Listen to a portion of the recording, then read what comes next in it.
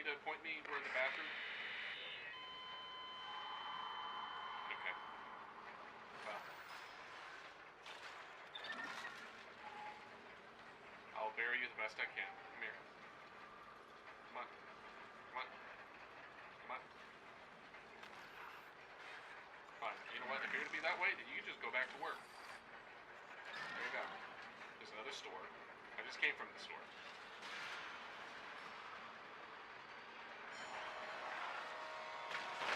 No. Bad.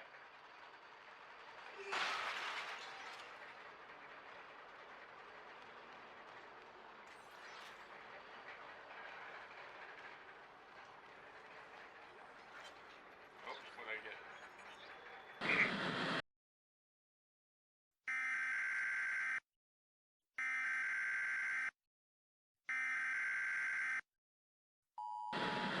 The push and pull of strategy and horror, right? Because it's very difficult to have that kind of balancing act. Strategy is about empowering. It's about giving you a puzzle that you can get an answer for, and then you solve the riddle, so to speak, and then you feel smart, like you feel good. Horror is about disempowerment.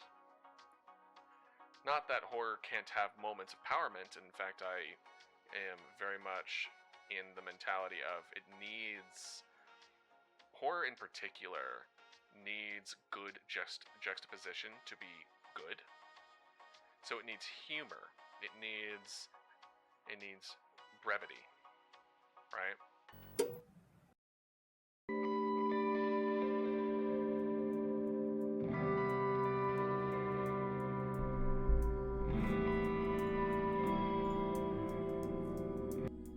Hello, hello. How are y'all doing today? Hopefully well. Beautiful day outside. I don't know if any of y'all got hit by any of the storms. But I had a really good thunderstorm happening in the afternoon and evening, and man, it was wonderful. I don't know if any of y'all get it, but I love thunderstorms and the sound of like rain and all that. Forget about it. But yeah, I'm doing pretty well. Had a very good, fairly heavy lunch. I recently fell in love with a, I don't know why I had the sudden urge, or just like the what's the word I'm looking for? When you have a taste for something. I can't remember. Anyway, but for some reason I'm like, I want to add eggs to my mashed potatoes. Whatever it was something about it yesterday after my workout, in the early morning workout. I was just like, I really want eggs and potatoes, but like at the same time. So I looked it up online and I was like, oh, we're do people add eggs to their potatoes? Like, I know I've seen some of the like skillet ones where you like bake an egg on some diced potatoes or something, but that's not what I wanted. And then apparently there was a slew. Hey, cute boy, how you doing? There was a slew of recipes of people adding eggs to their mashed potatoes, and they're just like, why you should be doing this, because it's amazing. And I was like, well, I have the urge to eat it, so let's go for it. And I haven't been able to stop eating the potatoes. I think I had like 3 separate servings yesterday of those potatoes. They're so good. There's something, listen, you will learn that I am a bit of a ketchup fiend. I like putting ketchup on a lot of things. So much so that it's a personality trait, right? So mashed potatoes is one of those things that I put ketchup on. And people freak out. Usually they're like, oh, that's gross, because I think it's more of it might be like a texture. It's like there's not enough of a texture differential. But I like my mashed potatoes lumpy anyway, so there's more of a texture variance. But You know what also goes really well with ketchup? Eggs. Eggs goes really well with ketchup. I don't usually eat eggs with ketchup, though. I'm not a scrambled eggs into ketchup kind of guy, which is weird, considering. Because I know people who are. And so I was like, well, eggs go good with ketchup, and so do potatoes. So I wonder how it is when they're mixed all in together. And I think it was about like 2.5 pounds of potatoes ish. I don't remember. All I remember is that I put the listen, you say broken, I say I'm running on a different version than the rest of y'all. But no, like I just used the rest of the potatoes that I had, and I put it in like 2 eggs, I think. Oh, you know it. You know it, key boy. I put in the 2 eggs with the mashed potatoes, and my god, it adds, like, people kept talking about how, because it's an emulsifier, right? It smooths the texture down, like it smooths it out. But people weren't talking about there is a taste. There is a taste difference, and the way that ketchup interacts with eggs is different kind of flavor than the way that ketchup interacts with potato. And when I mixed the two, it had both of those different kinds of extra good tastes at the same time. And I'm sitting here eating it, and I'm like, this needs more eggs, and I love this so much. So I have not been able to stop eating these potatoes. Little potato pancakes. Oh, yeah. Yeah. Fry them up on a pan. That's true. And honestly, if I get these things crisped up, it would taste so good. So good. It's just whether or not I have the energy to fry them on a pan. Most of the time, I just put them in the oven because I'm like, just throw it in there. It'll be fine. But no, like, I think I have essentially 1 serving left. I don't know what that means when it says that I'm assuming 2.5 pounds of potatoes in like 3 days. But, yeah. Maybe I can make some potato pancakes off of that last little batch and see how it really tastes. Because I bet it would taste really good. Oh, man.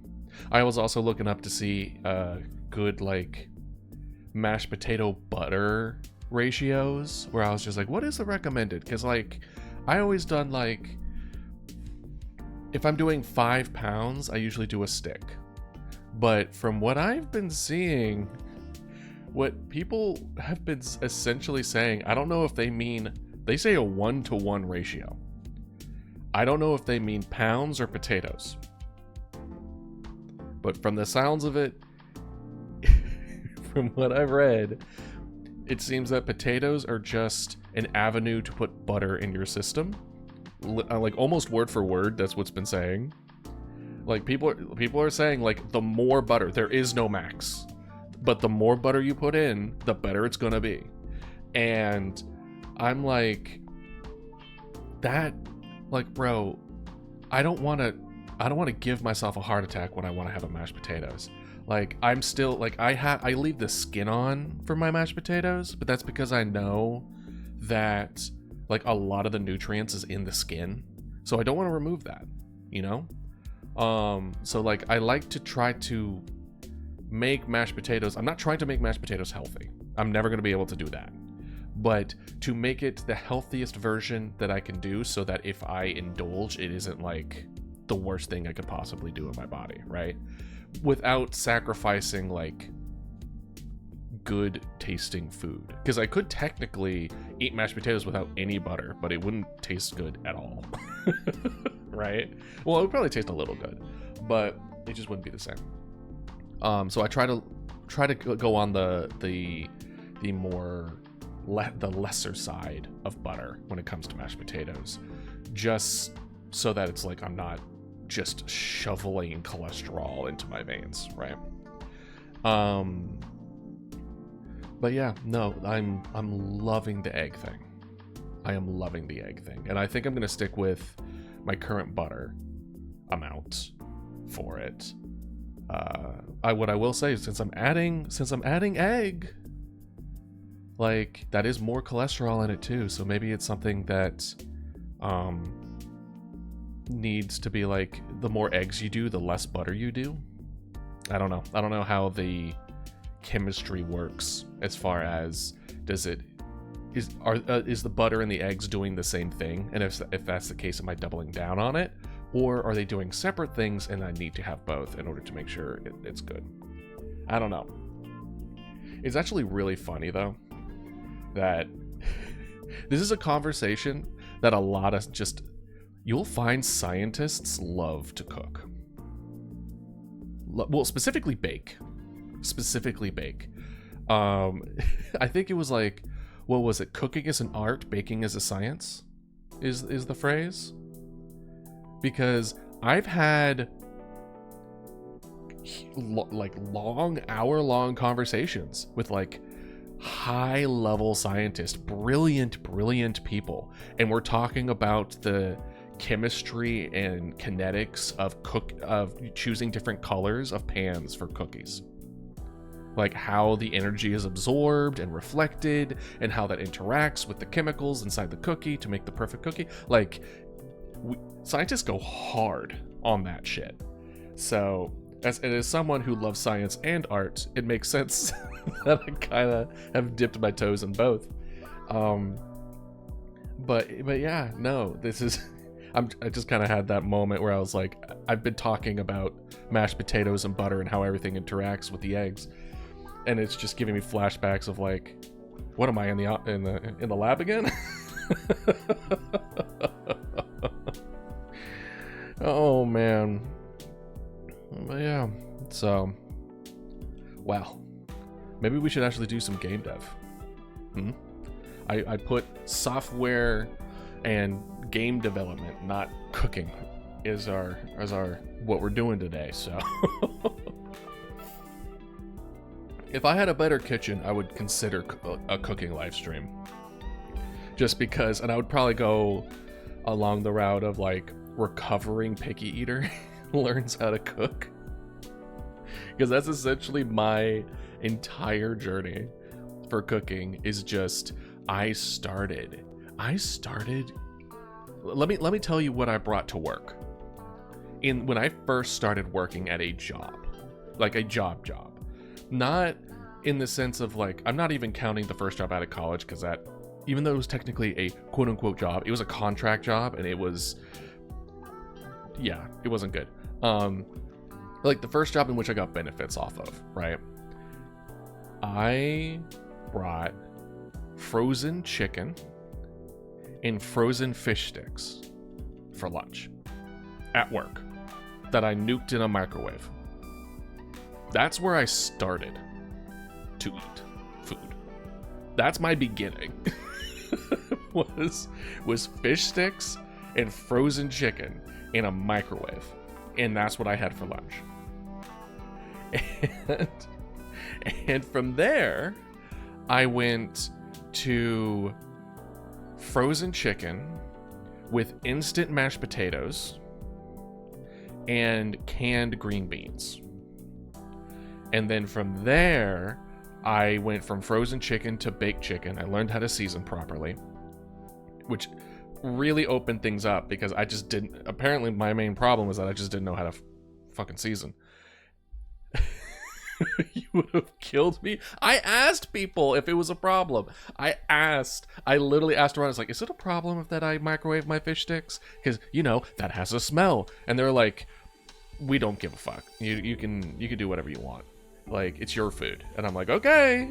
If it does, let me know. Like, I was very open about it. But so we went from frozen chicken to baked chicken. Then I started making my own potatoes. Yeah, I'm not disagreeing with you. So like, From where that's why I'm giving you the journey. I'm giving you the journey to know that I started low on that bar. This is not a slight improvement over time. This is, I can now cook for myself over a span of like, oh god, this was before grad school, so this was when I was like 22. This is like 22, 23. I was doing this shit. Like way too old. Way too old. But hey, we all have our own journeys at our own times. but so, and then from instant mashed potatoes to my own mashed potatoes to, and then I learned how to saute green beans. And then I've had mixed results with sauteing green beans. I had consistent results with the wok that I had, and then that wok broke, and then I got a new one. And that new wok, straight up, like, I couldn't get consistent results anymore. I don't know if it was just too big or if it was made differently, but I just couldn't get it to work. And then went from homemade mashed potatoes to like making like potato slices, like tried to get a little bit healthier, different versions of it. And then now I've moved from sauteing green beans to oven roasted green beans, and that's been much more consistent. And I love the oven roasted green beans because the way I do it is I cook them frozen, then a little bit of olive oil, then garlic salt, garlic powder, onion powder, black pepper. And you want to get like a little bit of the seasoning on the bottom of the sheet. And what will happen is that after you cook it for about like 34 minutes or so, the seasoning will like crisp and brown like on the bottom of the green beans, so when you bite into it you get that like crispy like burst of flavor, and it's so good. It's so good. I love doing it. So it's my new favorite way of doing green beans. But yeah, so now my potato game has gone another notch, which is adding eggs to it.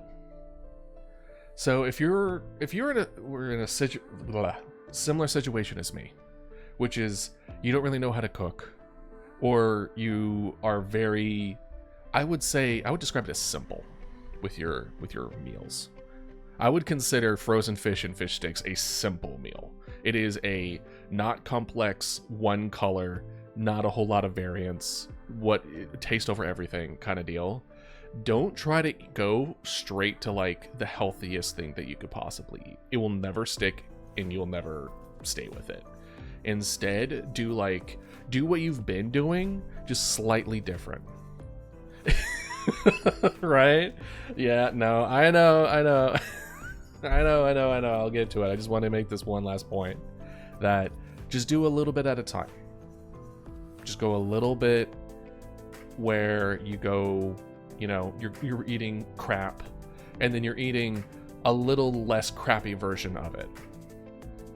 And then once you get used to that, then take another step, and then take another step. Like, again, I was doing that when I was like 22, and I'm like a 33. So that's 11 years of growth of that. So it could take a while, and it's fine. Everyone goes at their own pace. All right. I'll get off my high horse, made of food, and let's do some game dev stuff. So what we're doing is we are trying to make it so that when we click on an object, we zoom in. Actually, let me look. So I made sure to put I have a to-do list on the Excel. Create a tween for camera movement. That's what we want. And let us go. Make sure everything still functions accordingly. Mouth button. I don't like that the first click is 3 separate instances of mouse button. That's 2, 1. It's like every second click I click twice. I don't know. That's a bug we will have to fix later. But it doesn't happen when I click off, and it happens when I click on. That's all we care about, which means it's detecting our clicks, which is so important.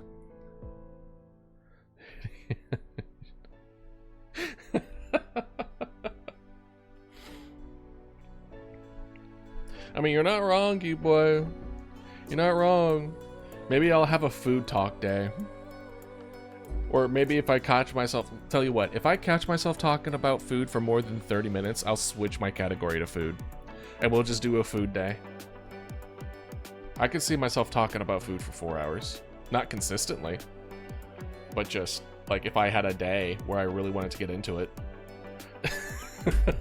You just want a food stream, admit it. Alright. So we want...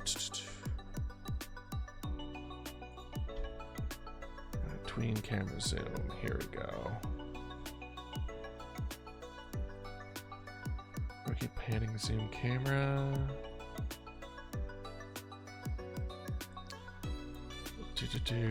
Godot camera zoom. Let's double check this one again. Panning zoom camera like this where it zooms in from the mouse position. Let's see this. Let's see if we can... let's try to read it. I'll zoom it in for y'all, because it's probably a little small. And we'll see if we can understand it. So this is exporting different variables. Where we would want like a minimum amount of zoom and the maximum amount of zoom. I think the max would probably be where we currently are sitting in the chair. And then the min zoom will be, we would probably have different versions of min zoom. Because if we can make it so that every object that we click on is a little has a different function tied to it, then we can be like mid zoom phone, mid zoom receipt, mid zoom computer, mid zoom radio, and mid zoom numpad or something, right? And then we would just call for that particular variable when it clicks that particular object. I feel like that makes a lot of sense. Zoom factor 1, zoom duration 2. We wouldn't need zoom duration. I think the zoom duration would be infinite, however long you need it to be. Like, it's not like we're not going woo woo. We're not zooming in and out, right? It's just the zoom factor makes sense, in which we can control the speed in which the zoom happens. So it's an easy way for us to just be like, let's speed it up, let's slow it down, make sure that it feels right, right? Zoom level? That I don't know. Position before drag 2. Also something we missed. Global Vest, center camera connect. Center on tables. Unhandled inputs. If event is action pressed, zoom in. Set zoom level where you do zoom level. Okay. Else if zoom out, camera drag, screen drag, magnifying gesture. If factor is greater than 1, then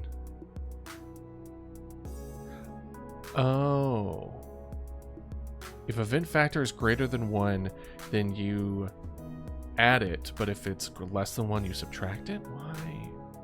Is the subtraction means that it's like a zoom out kind of deal? But if so, I don't know that one. If position before drag in event is input mouse option, self global position before drag minus event global position. Okay, I get it now. Position before drag is the position of the camera before you try to zoom out or zoom in. So you need to get your position, that you're currently located, and then compare it to where you need to bring it to, I believe. Set zoom level. Level float, mouse wheel position. Self get global mouse position. We don't want set global mouse position. We want... Hold on. This is... Okay. We're going to save that to the side. We might like take apart this. Take little pieces here and there. Simply change the zoom property with the camera 2D while also getting the position of the camera 2D to current mouse position. Imagine the result of snappy motion. Because we don't want mouse position, we want object position. We don't really care that much as far as zooming in on them where the mouse is when you click it. We care about the object that is clicked. For inertia panning, see position smoothing enabled and position smoothing speed, which you can find in the inspector on the thing, and then start setting the position in code in the mouse to the mouse position. Right. Let's see. I'm not seeing anything on here that would kind of lead to that. I'm also not seeing zoom. Am I on the right one? Environment attributes, dogma perspective.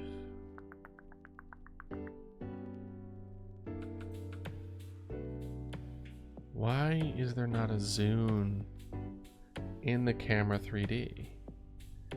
Interesting. Okay. Camera zoom on object. I created a cool camera 2D zoom in out movement. Maybe?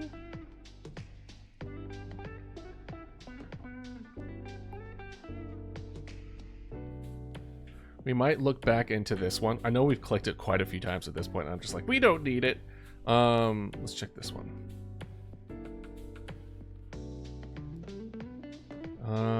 It looks like they tied it to the mouse wheel, and they're trying to do it that way. It's not what we really want. I think that's what they did here too, actually.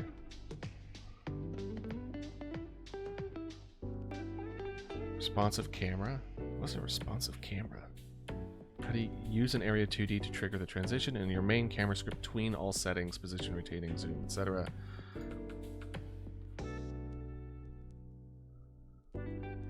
I still need to finish watching his videos.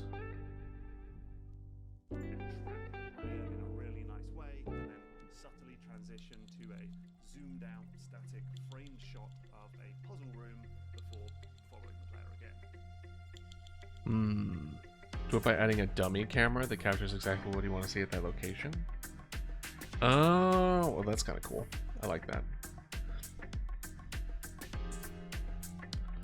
Oh. Oh.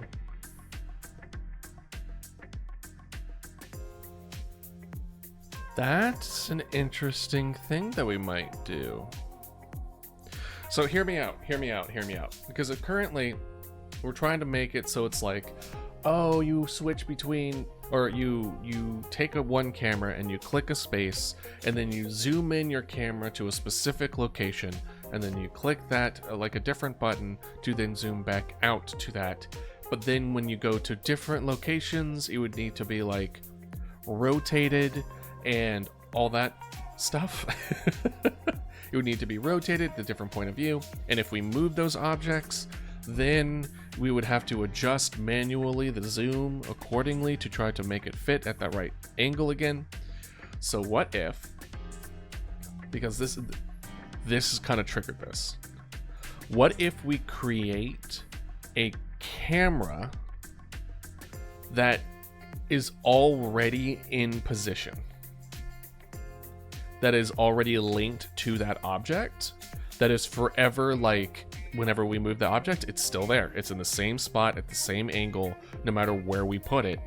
And it's tied to that camera. And then when you click the button, you just switch between the two cameras. It's just a button of switch to phone camera, switch to radio camera, switch to computer camera. And then it just kind of flows into that other camera, and then it flows back out with the tweens. I think that might be easier. It's certainly more future-proof. I kind of like it. I do it by adding a dummy camera that captures exactly what I want to see at that location. Use an Area 2D to trigger the transition, and then in your main camera script between all settings, position, rotating, zoom, etc. towards that dummy camera, so eventually your main camera lines up to it. Hell yeah, dude.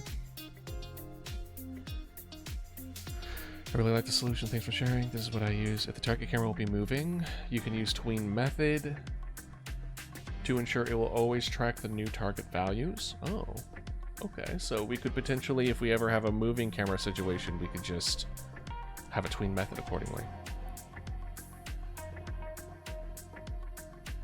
Hell yeah. All right, so it's not just camera 3D then. This is gonna be main camera.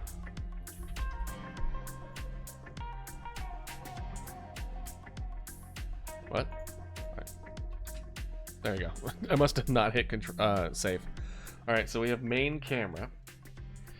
And then we have another camera. Where's computer? Computer, there you are. Collision shape. Under computer, we're going to add another camera. Camera 3D. We're going to name this one computer camera.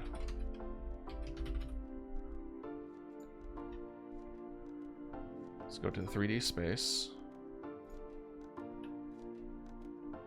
This computer camera.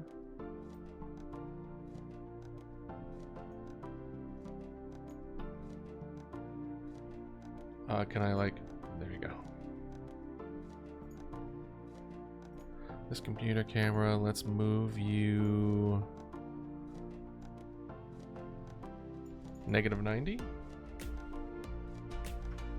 There we go.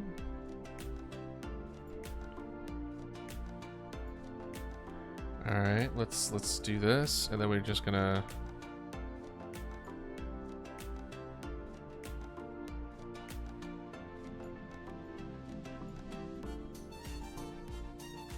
Come on.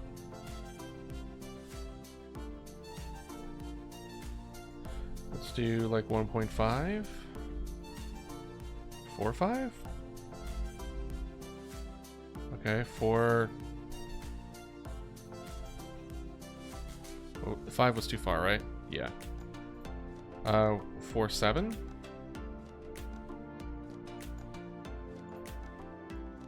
What is Z in this case? Gotcha.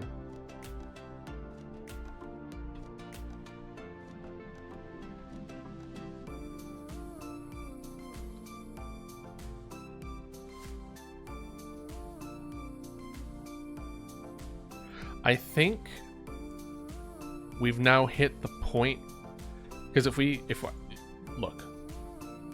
look and you'll see there's already a problem. It's scrunched, it's squished, it be crunched. So what we need is to now make it so that it's the same ratio as the map, and or we need to decide if we're going to move forward with the like segmentation idea, where we only see a part of the map. We need to get the map figured out, because then if we have the map figured out, then we can have the cameras in the right locations, so that when we click to them, it's exactly what we want them to see, right? Okay, so we already figured out as far as how to properly utilize the map. in which it gives you that feeling of like creeping, you're starting to lose ground, which is the screen shows which houses' phones have been disconnected. When they're disconnected, they've been taken over, and you no longer can send anybody over there, and you will not get any calls from anyone from that location. Which naturally means that segments of the map, if we did decide to do it in a kind of like, we'll just assume a 2x2, so there's 4 squares, right? So assuming it starts at the top left, things are going to spread, things are going to get worse, etc. And you're kind of clicking around trying to get over there. But once that's been taken over completely, you don't need to go there anymore. So it's a location that once you don't need to worry about it, it doesn't give you any additional stress for not knowing what's going on over there because you don't care anymore. Unlike something like FNAF, where if they turn off the camera, the danger is still very real that something might be in that location, you just don't know it. This does not have that same rule set in that aspect. So I don't think the segmentation makes sense in this case as far as giving that feeling of things going wrong, right? Now, we were considering either the screen being off when you're not zoomed in on it, slash a different screen being up and you not seeing the map until you zoom in on it. We've considered both of these things, and I like those more, because then it's you have to zoom in order to get the information necessary, which makes it so you cannot interact with the other peripheral things that you need to interact with. You need to not look at the map when you are trying to receive a call. You can't look at the map when you are looking at past receipts. You can't look at the map when you're trying to send out emergency vehicles, right? There are moments when you can't look at the map, and we want to have the player want to look at the map and feel like they need to look at the map, and they leave themselves vulnerable. It's that feeling of, I've turned off the light and I need to go up the stairs. There is a moment of vulnerability where you have to do something in order to move forward, but in doing so, you are vulnerable to something that you do not know. There is a perceived danger to not looking. And we want to keep that instilled in here. When it comes to having the map open versus the map off, we need to have that instilled, ingrained, what's going to happen while I'm not looking at it feeling. So I think that would still mean that we would need to make this longer, but here's the problem. If we go to the let's go to the computer. Where are you? Where's the computer? Hello? It wouldn't be in the scripts.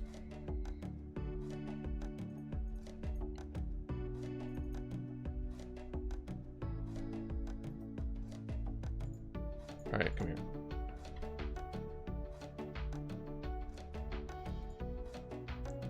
Okay, did I name it differently? Why?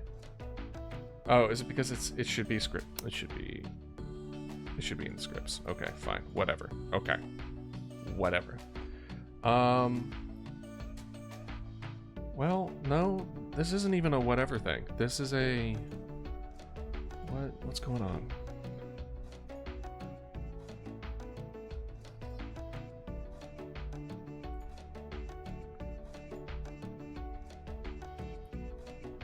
I'm basically trying to see, like, what is the size, right? 640 by 360 is the current viewport,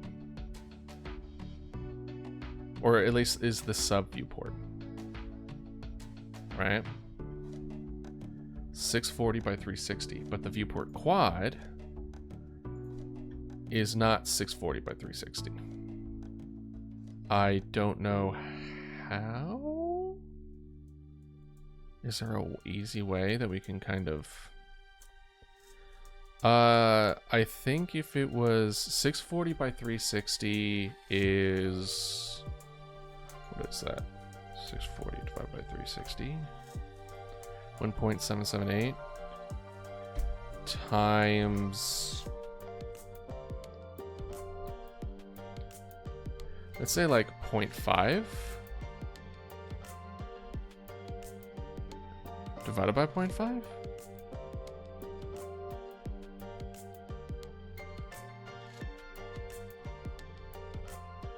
I'm trying to get the ratio. I want the same ratio. So if it's 1.77, I think it's... Is there a way to flip it into the other fraction? Is it 1/16? What is 1.7778? Are you planning on playing Core Keeper 1.0? And if so, do you want to play with me? Oh, yeah, I'll definitely play with you. I don't know. I feel like, I don't know, I'm feeling a little parasocial there, you boy. No, I 100% would want to play Core Keeper with you. I played that a good amount after y'all stopped. I really enjoyed that game. When is it coming out on 1.0? I swear if you say September. Oh, it's out? It's out? Hold up. Let me turn off my display capture so I can look. Is it really? I see community wrap up. Oh, it is! It came out 3 days ago! Hell yeah! When would you want to play, or when are you available to play?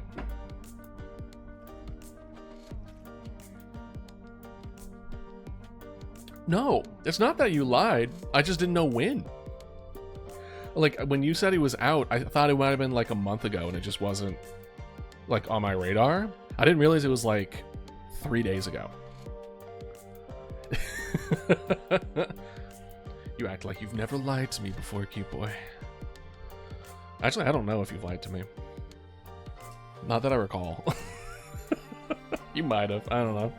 I don't know your motives. Maybe you're super into lying to streamers. I don't know. They added a they added a summoner. Oh my god! I'm so going for the summoner, dude. I'm gonna summon all those little maggots. So yeah, I would love to play. Let me know what day works for you. There are 4 combat classes? I'm looking at the patch notes.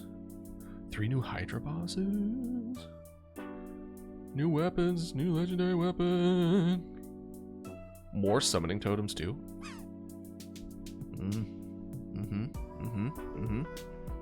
So don't mind me, I'm just reinstalling it. Literally right now. Hell yeah. Play a Core Keeper for free this weekend. It's so good. And I've been away from it long enough that it will feel fresh again. I'll probably want to show off what I had built before we get started.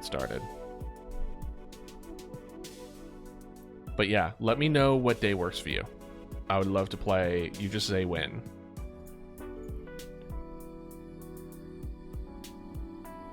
Because I know sometimes you work Sundays. So maybe the Sunday streams may not be the best for you. But if I need to stream on one of my days off, I will. If it's to play with y'all. I can't say no to spending time with my friends. As parasocial as that may be.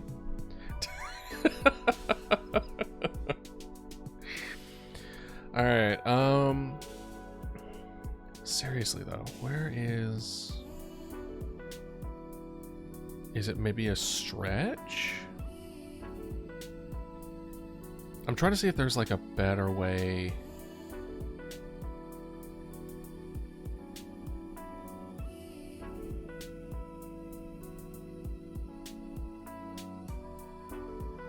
Maybe it was we do this and then plus 0.5? 0.5 and then 139. 0.5. Oh, that's position. That's not even scale.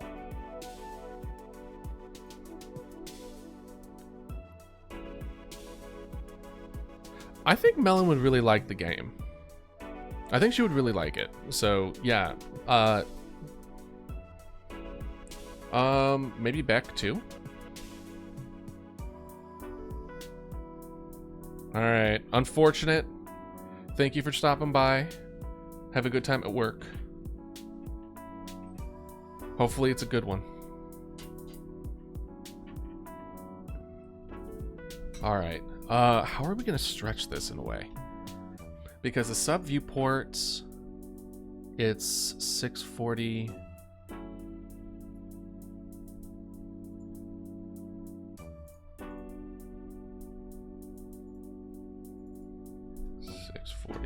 Oh, nope. 640 by 320.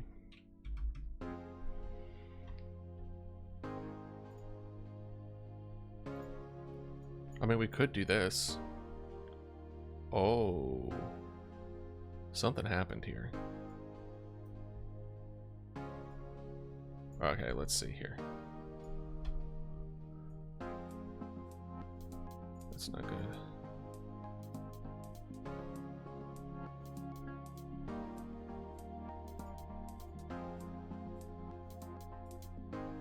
Okay, so no, it was 640 by 360. Okay. So if we wanted to uncrunch it,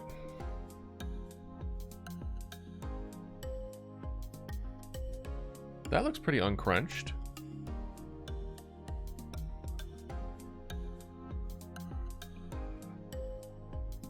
It's kind of like 530.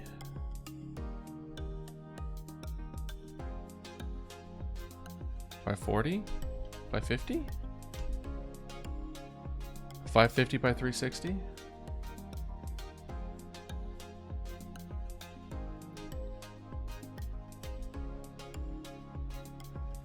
Scale.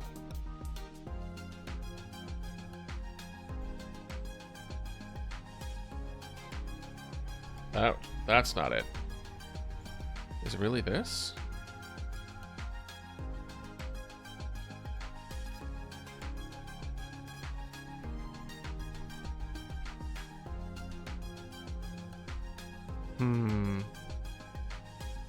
Why can I not... Hold on. Do I need to do like this weird nonsense where I like do that and then do this? No.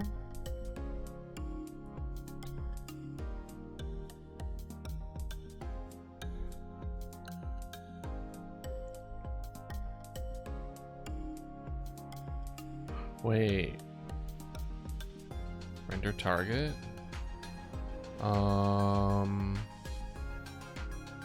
Rendering canvas items.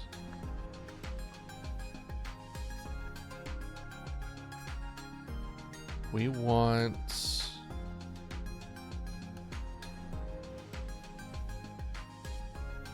does absolutely nothing. It's absolutely nothing.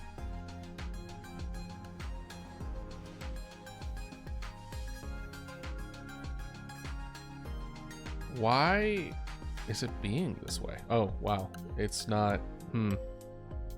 Sorry. I didn't know. It was like that for y'all. Let's see. Because we have... So this is where it was before, right? But I'm saying that is a lot cleaner as far as the map goes. So it's off by a little bit.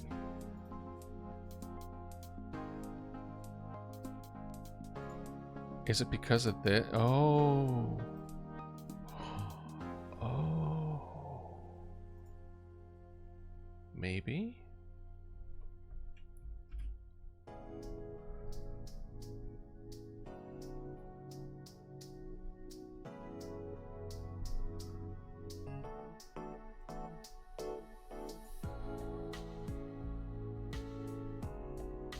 No.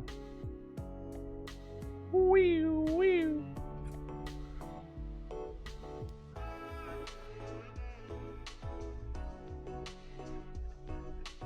Look at all these.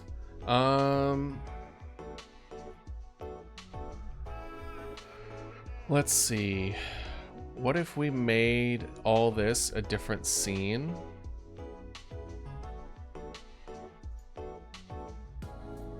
Computer viewport quad.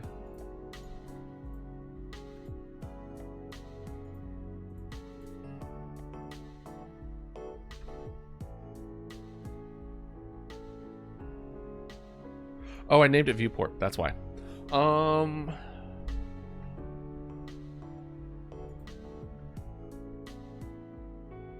Why wouldn't the screen change? Hold on. Is it not linked directly?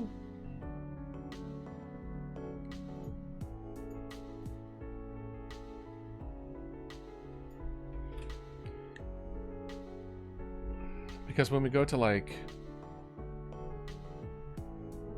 these other ones, right? The Sprite 2Ds, etc., we could be like, oh, look, position. Ooh, ooh, ooh, ooh.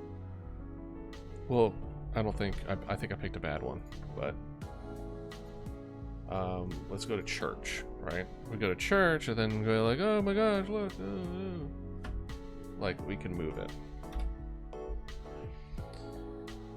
So how do we move everything? Oh.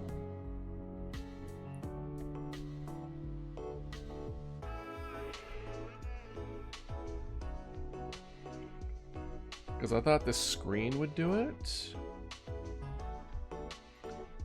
Because this is the map where it's 1280 by 720, which I thought was a good. I thought that that's what we were trying to aim for. It was a 1280 by 720. Let me see something. What if we did 1280 720? Okay. That's the size. Well, it's definitely small. Why is the viewport? Maybe the reason it's like that, because this is the sub viewport. This is the thing overlooking everything, which means this needs to be 1280 720. 1280 720.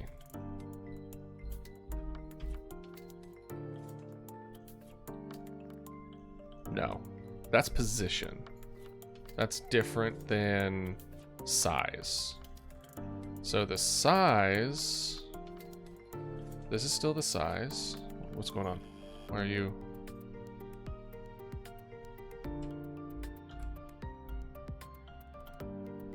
Why are you being weird? Okay, we're good. I mean, not really.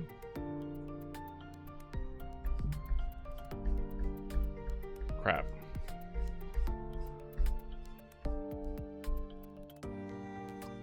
So 320, was it?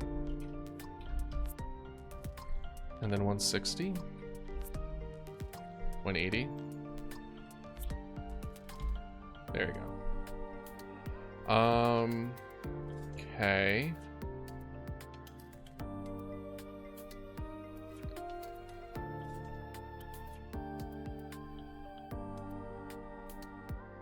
And then we just increase the scale to 1.5, 1, 1.5. 1.5. Let's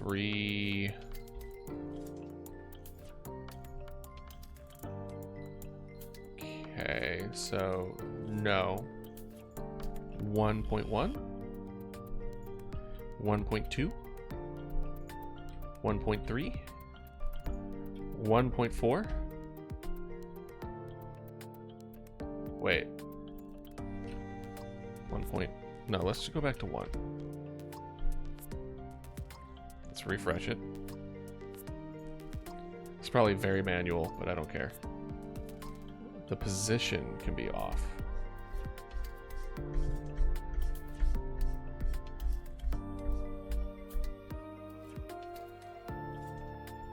$640.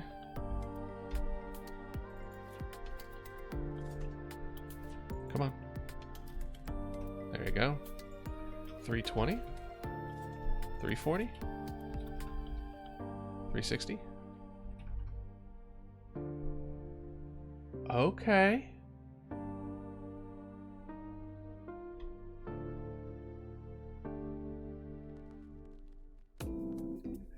We'll have to shift everything.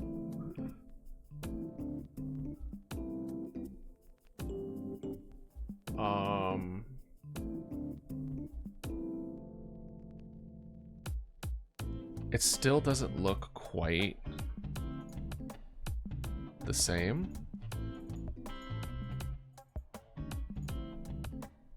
Still looks a little flat. Can I extend this a little bit?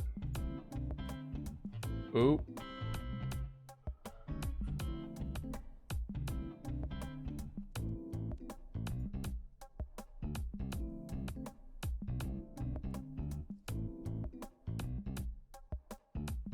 Okay, that looks a lot better.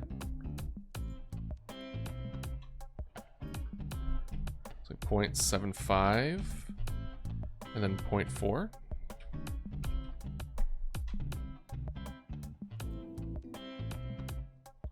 No, 0.75 is too far. 0.7.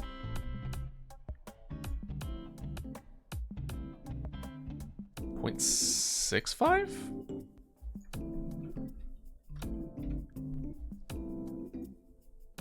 Yeah. Yeah, I like that one.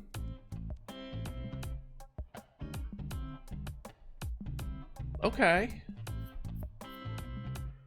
To be honest, it seems a little wide for a brick computer. And for those that I have no idea what I'm talking about, there is like 90s white computer monitor. Yeah, like these. This is what I'm talking about. This is kind of what I was thinking. But when I made the map, I should have made it square. But I also wanted to make it so that it's, I don't know. I'm just trying to think because, ooh, you can make, there's a blank one here. That's actually pretty smart. Because when you zoom into it, I'd want it on every resolution. It still fills the screen, but you can't go from a 1280 720 and then go from like this, right? Because this looks like it doesn't really... This is pretty wide in comparison, right?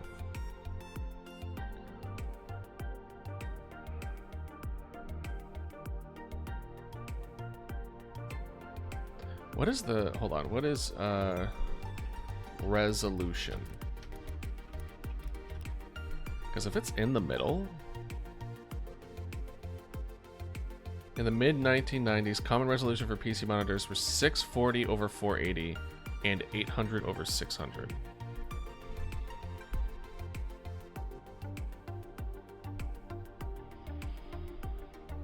$640 over 1280 or 480.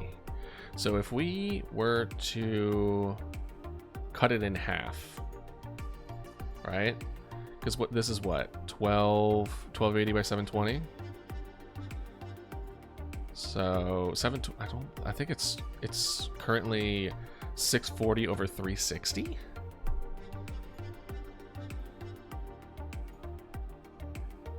Right?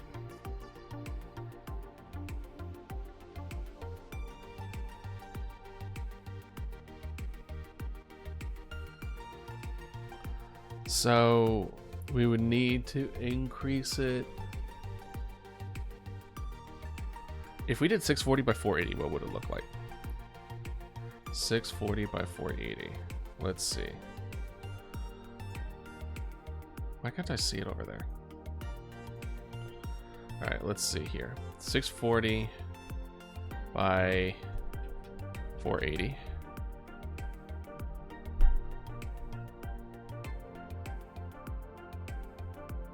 That's position. That's a position idealist. For crying out loud. Maybe sub viewport. 640 by 480. And then we go back to the U, and then we go 0.5.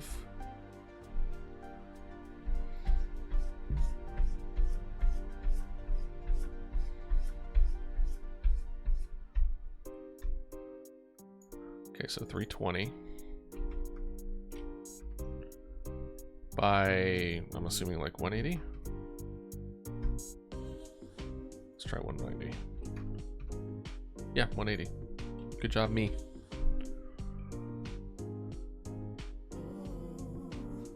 Let's refresh so that we can get rid of some of the, I don't even know what to call it. Okay, but then we go to the viewport, scale.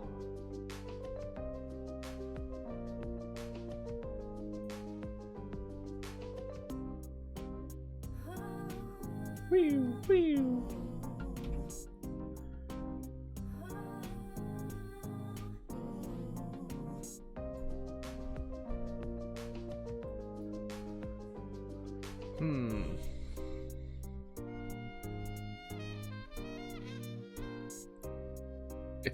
It's still pretty crunched.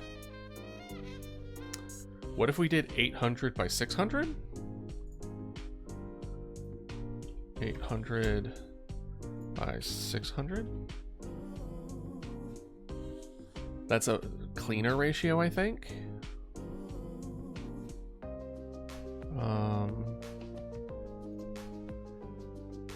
Position would stay the same.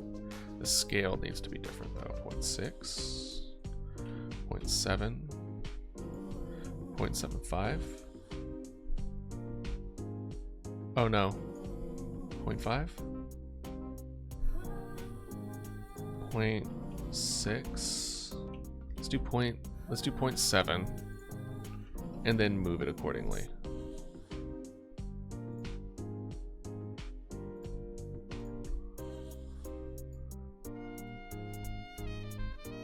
Yeah, too big. 0.6.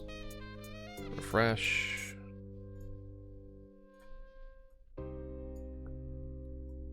Oh shit. Dang it. Crap.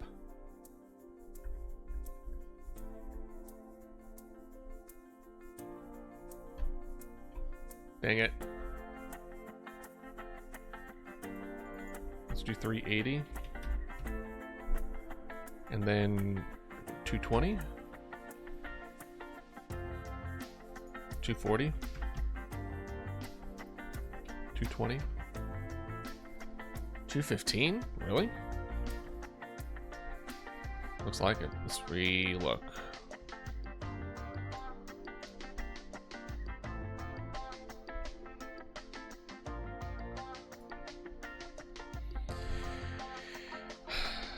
Actually, remove that to 0.5 again.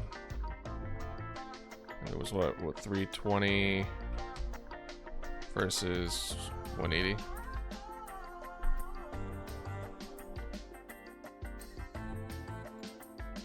Because looking at it, how do we feel the look of it is? Because I still feel like it's a little crunched. This is currently at the 800 by 600. Let's get this back to 640, 480.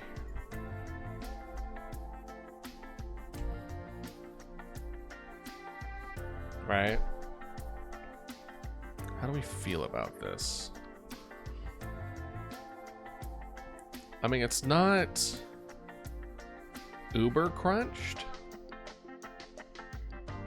It's not bad. Plus, it leaves a good amount on the bottom where we can potentially add some extra stuff in.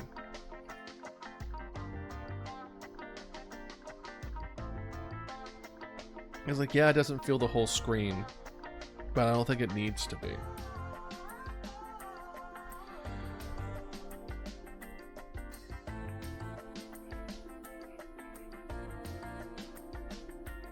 So if we just leave it like this, plus we don't have to resize everything. We just need to resize the computer a bit. Viewport. Let's go back to main game. Computer mesh.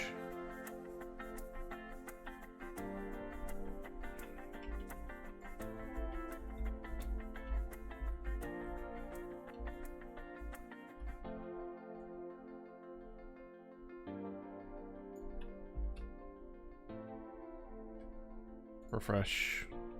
I thought it would be doing it in real time, but that's fine.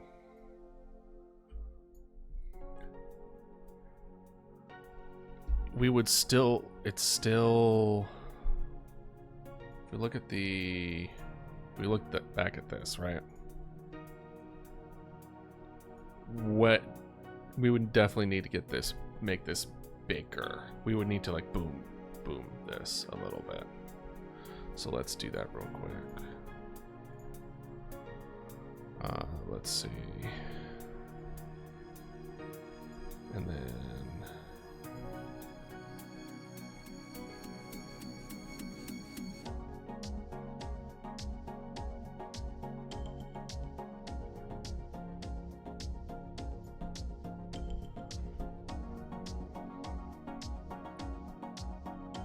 yeah, something like this.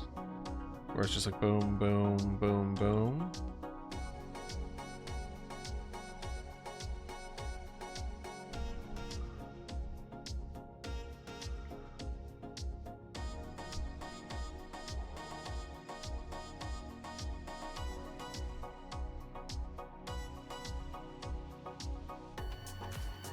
The way I'm kind of thinking about the zoom is I kind of want the edges of the computer to be on the edge as well.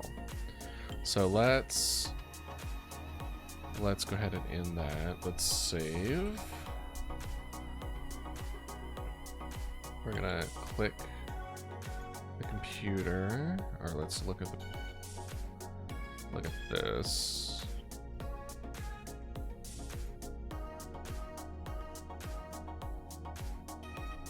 And just a little more. Oop. Other way. Okay. This is what you would see.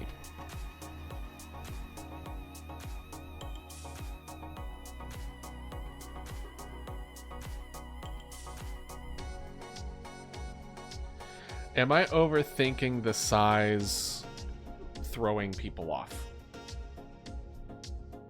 If I make this a big blocky thing,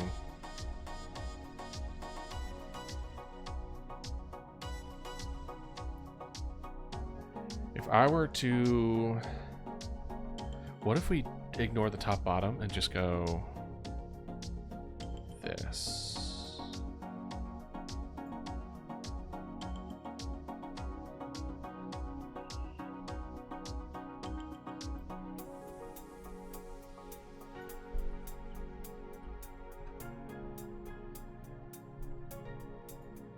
We'll make this 5.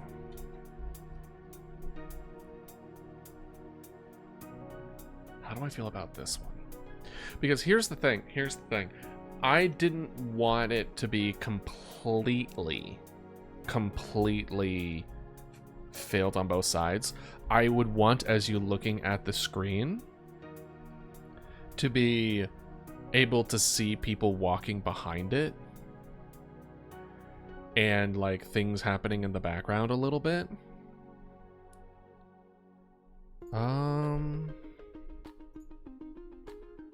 don't know what I like, which one I like more. The 3-2-5 one?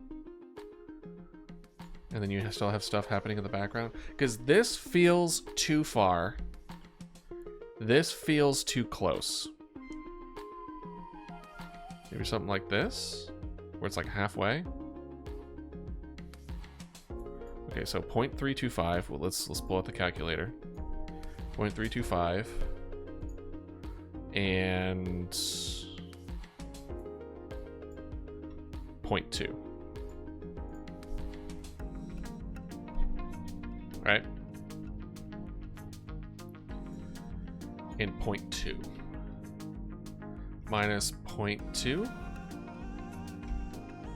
is a 1.25 difference, which is unfortunate. We have to divide that by 2. So we need to add 0.625. Yeah, I guess 625.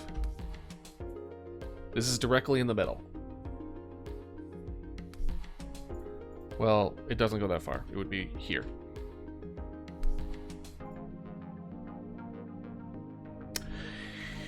You know, I don't hate it. I don't hate it. So we have this kind of camera angle. And it's linked to the computer. So if we want to transform it and be like, go this way or go this way. See, it moves everything. It doesn't move the...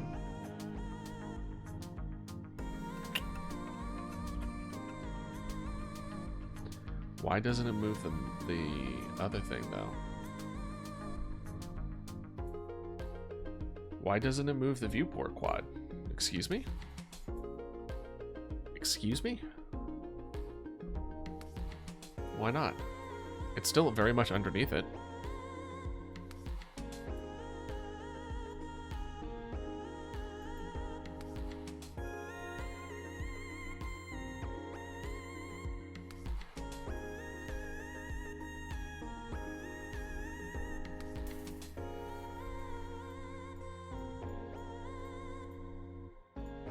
Is it because this is directly underneath this? Like it's considered a completely separate thing? So it's almost like it's acting in 2 different places at once? Am I understanding that correctly? Because if that's the case, I should have put this under viewport.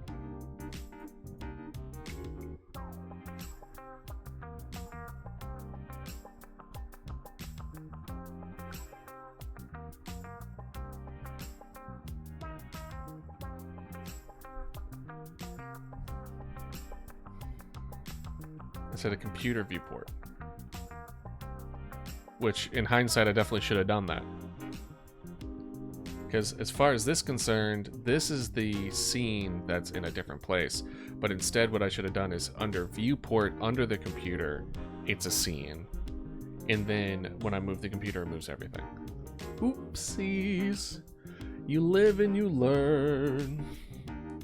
Oh gosh, I'm still sore from yesterday. Ugh.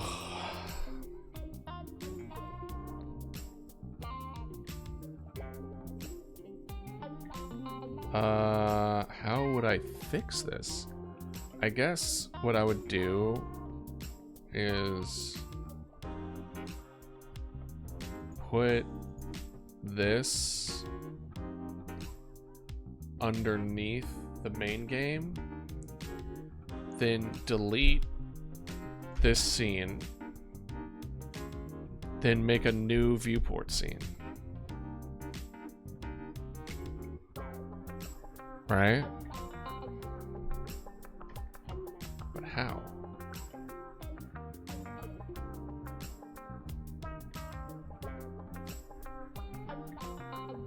Oh, I'm creating a new scene right now. Ports 2.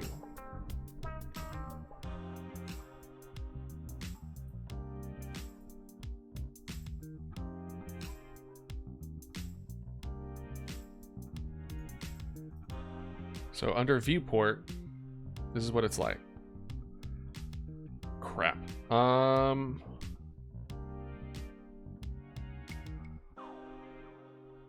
I have made it twice as difficult for me. We want...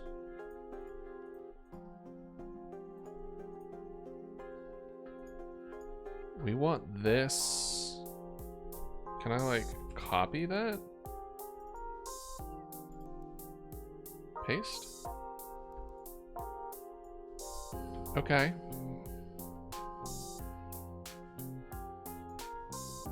Viewport, viewport quad, all that other good shit.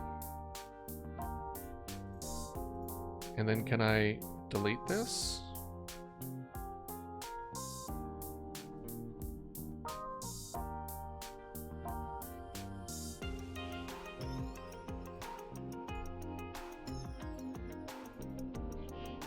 And then remove...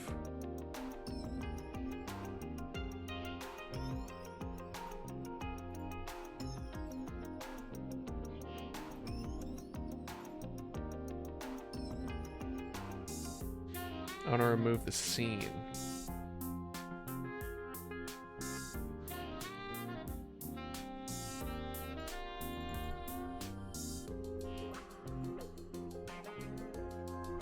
What if I hit save?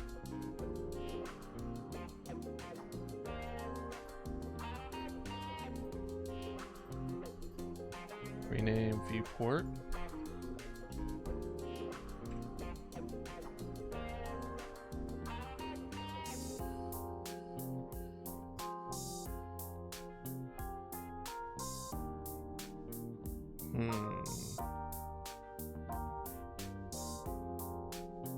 Action, audio, fire truck, main game, viewport. If I go to viewport, it goes to computer viewport. And then if I click that one,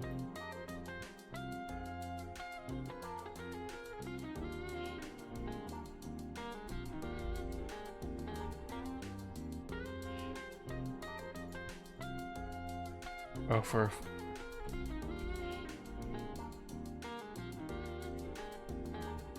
a second, I thought I deleted all my work.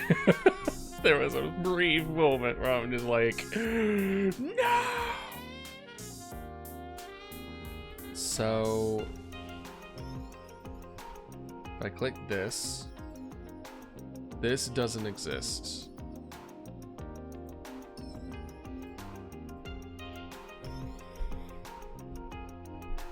Okay, got it.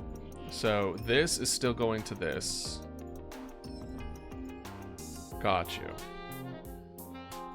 So the thing I tried to do didn't work. And it kept the original. So this one doesn't do anything. We're just going to delete that. Fine. Listen, all I want to do is be able to be like, I want to move this. Wee-oo, wee-oo, and it still be attached. That's all I care about. So I go to viewport.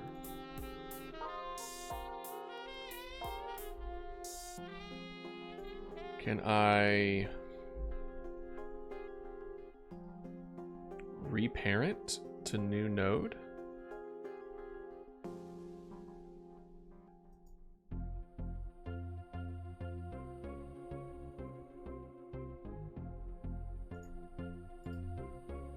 Reparent.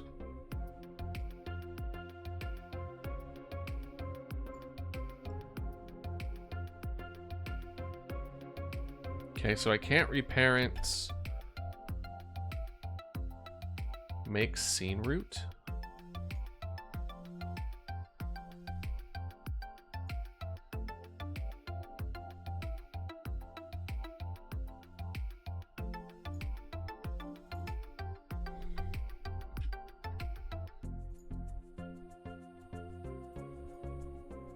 So now the viewport's a scene root.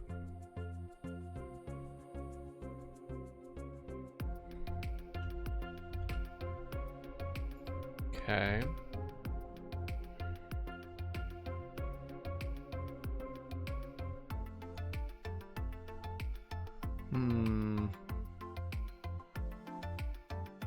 We duplicate.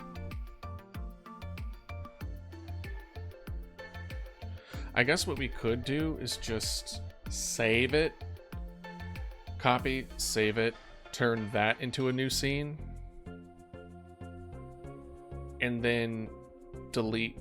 Well, the only way this would work is if we essentially duplicate the computer, delete the old computer, make the new computer, make that into a scene. Maybe? Because as far as I could tell, there's no way for me to unattach the scene. I'm not seeing a way for me to be like, hey, can you not do that? Unlike a script, because if it's a script, I can attach and unattach a script pretty straightforwardly.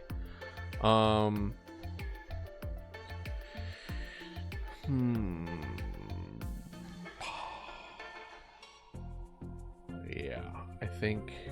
What happens if we hit duplicate? No. What if I control V? No. Essentially, that is what a duplicate is, isn't it? Paste a sibling? No. Come on, man. I just want to be able to... I want to keep the settings on that I have for this computer, but separate, not part of anything.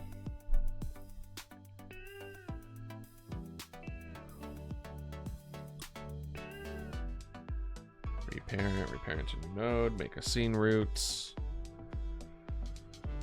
Can I I want to be able to disconnect the scene, man.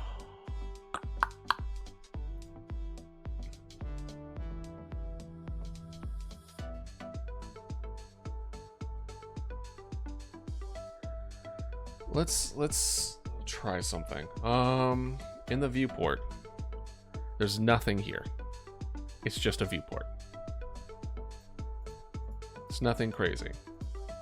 From what I could tell,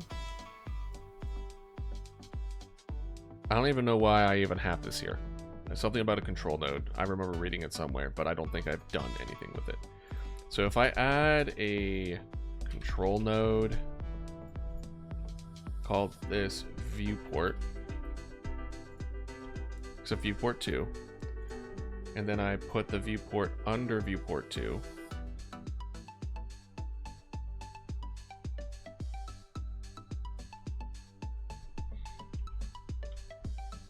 What if I did this then? What if I did this? Let's go back to our viewport. We put this one as make scene root. Right? Then we go back here, and then we put viewport under computer.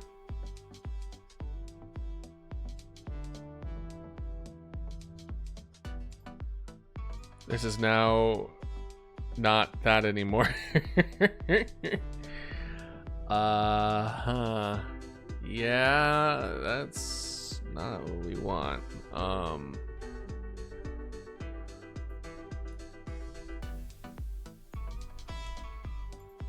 We're gonna make this scene root again.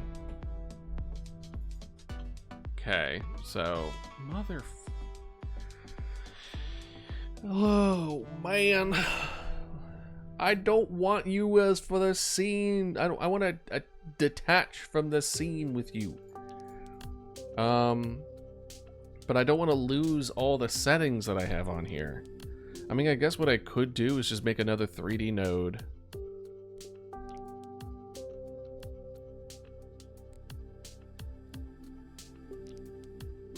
And then just copy all the settings over.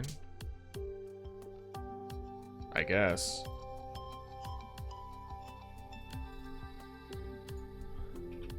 Computer 2. Oh, no. 3D node. Create. Computer 2. go ahead and move that up here. It's in the office. So for a computer, it's point. What was it? 0.0001. 0.0001. Sorry, 001. Then 0.233. And then negative 0.91. 11 and then 1289.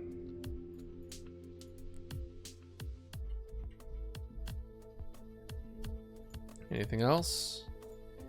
I think that's it.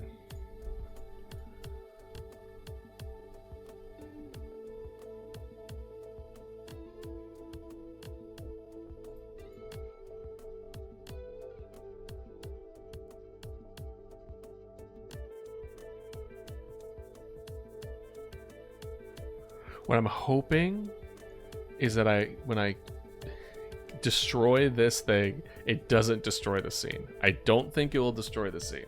I hope it doesn't destroy the scene. I pray that it doesn't destroy the scene. But that's that. So then we're gonna put everything under here, as well as the computer camera.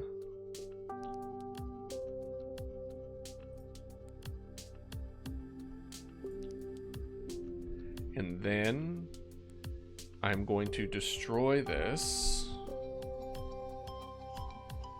Then we go to viewport. We're going to make this the scene root. We're going to destroy this part. We're going to save it. And then we're going to go back here. And then we're going to just do that. Thank you. I appreciate the little duck onesie. You know it's in reference to, right? Rubber duck debugging.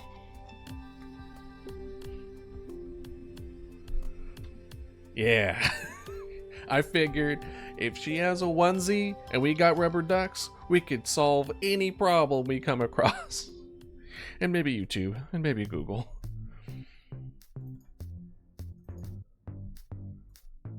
Okay. I think we might have fixed it.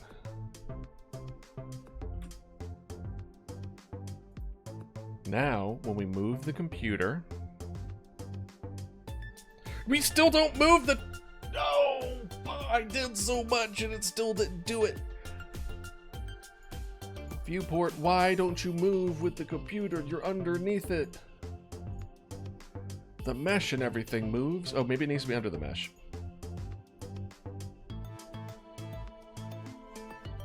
And then now let's do it. Nope. Bruh. Bruh. We'll put it underneath everything. Underneath everything. If anything moves, this should now also move. So when I move the darn computer, it still doesn't move. Why? Why? Is it because I don't have the viewport thing? What do you call it? It's viewport. The viewport container.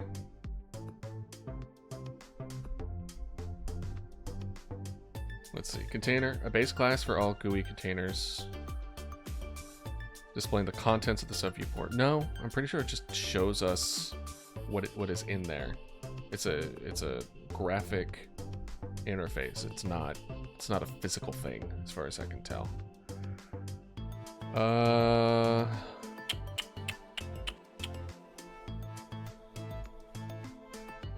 Everything else follows with it. The camera, the mesh, the area, the collision, everything follows just fine. But honestly, I'm also fine with the viewport being completely separate from the thing. So I guess it's not, you know, super problematic that I switched everything. Well, first, let's see if I broke the game. I probably did. Let's see. I didn't. Look at me. I did a thing and I didn't break it.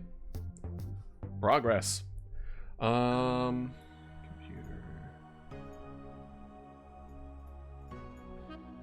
Why? Let's see here. I think the viewport is not connected to the object. It's connected to the player camera.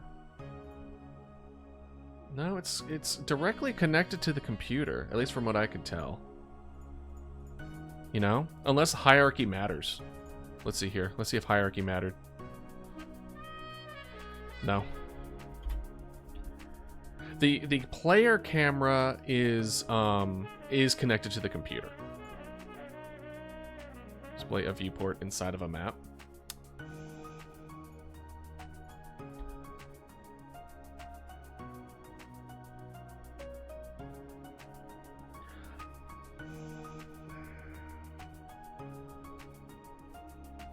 As in, like, you're not going to be able to see it with the camera? Because we definitely are able to at least do that. Thus here. But what I wanted, I mean, it's more of a...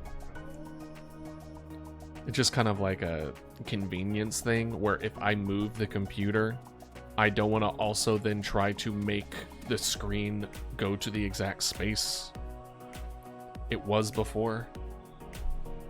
But in all likelihood, do I plan on moving the computer? Probably not. The computer's kind of the center of the map. Like, it's the one thing that's probably not gonna move. So I guess it's fine for now. Maybe I'm being hung up on something that's not actually important. Whatever. Alright. We're moving on. With that being said, do we feel that this is a good zoom? We see stuff in the background. It's close enough that we see it. So if we look...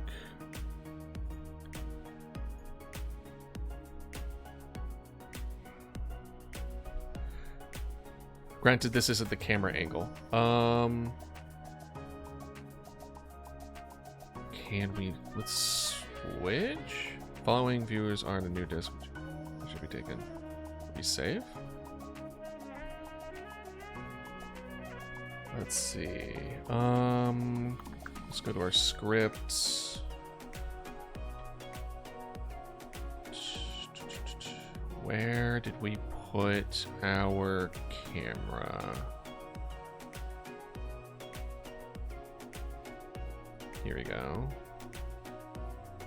No, that's our main camera, but we don't have anything on there as far as saying, open it up on this camera. I guess I could temporarily delete the camera, but that feels risky. That feels very risky. Current. Oh, here we go. Is currently using this camera. If multiple cameras are in the same, one will always be made current. Okay, let's change the other one to current. There we go. Now let's see how it looks. There we go. Love to see it.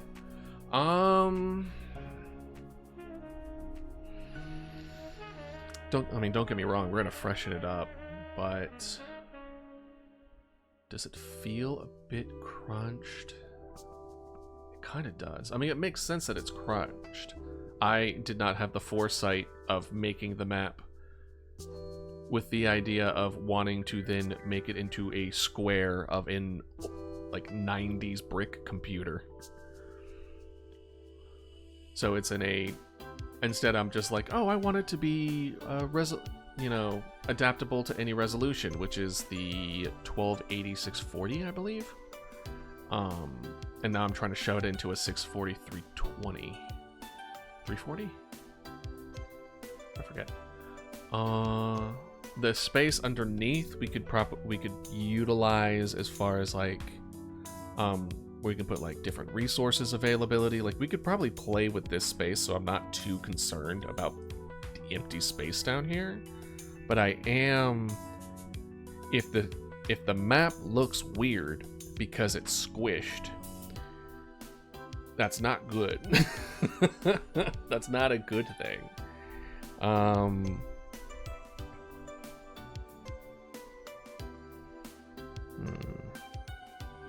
And we already discussed and moved away from separating the map into different parts. So then it's just like, you just take this square here and then make it into quarters, but we decided against that because that wouldn't add anything to the game. It would just, at most, be convenience, at least be a headache.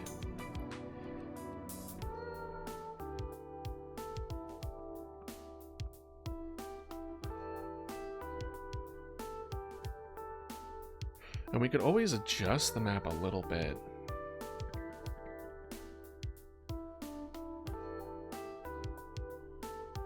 What if we make it just a little more squish? What if we went the other way around? What if we went to our viewpoint? And what if instead we made it, this is position. Where is, here it is. Because it was 480. So what if we made it 500? What if we made it 540?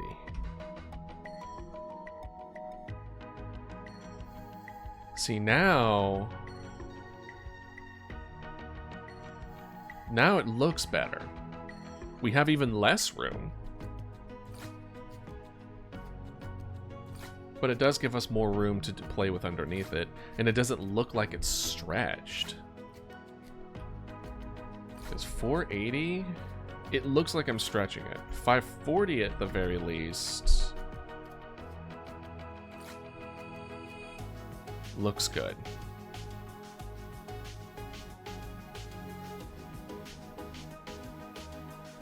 I think we can deal with that for now.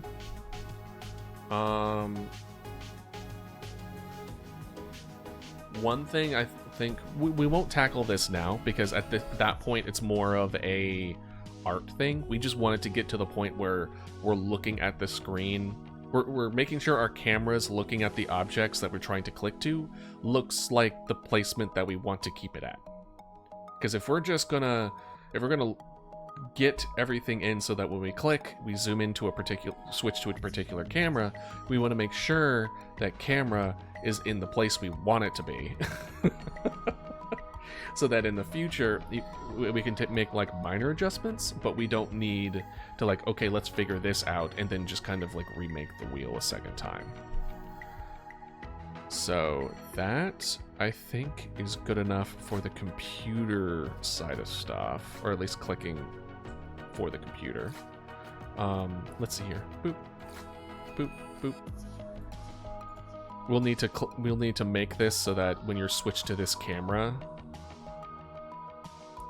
you can't zoom. There's no zoom in anymore. We would have to reprioritize things, which sounds like it's gonna be a headache. Oh boy. But that's fine. Let's go ahead and stop that. Let's switch back our main camera as our current camera, or at least this camera being off, because we want to start in the chair always. Always, always, always.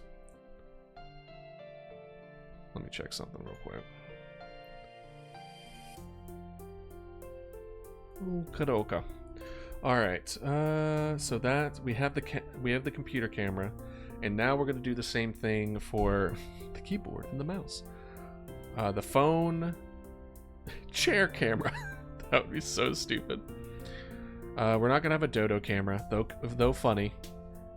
It's going to be just a little rubber dodo instead of a rubber duck that you can poke and it will squeak. Or maybe this would be so bad. But what if we make it so that it you poke the dodo and it opens the socials? that would be so intrusive. That would be so bad. Just blatant advertisement of my streams and everything. You just open up Twitch immediately after you click it. Oh my gosh. That would suck so bad.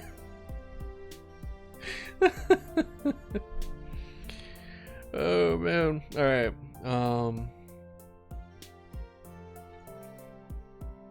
Now I think what would be kind of funny is if you did it in a certain code. If you did like bam bam bam bam bam bam or something, and then something funny like that would be fine. But it would be if it was just once and then it would just rip you out of the game experience. That would be so bad. All right. Okie dokie. So we need a phone camera.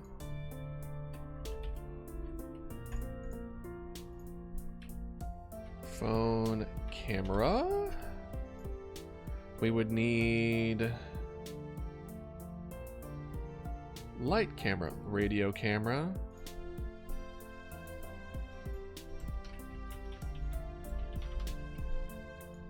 A numpad camera.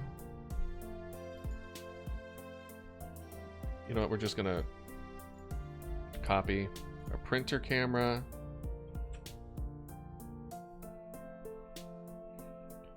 And then, is it really that? Radio, numpad, printer.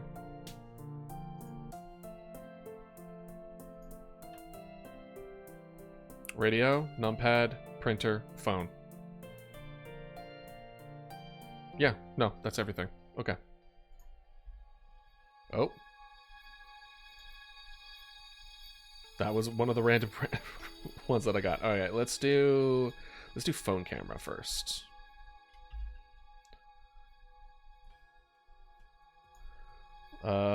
For computer camera, let's go ahead and hide you real quick. We want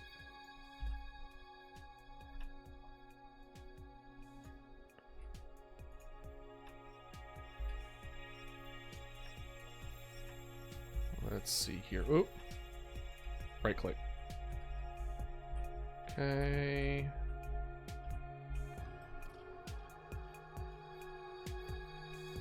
And then just a little bit of up.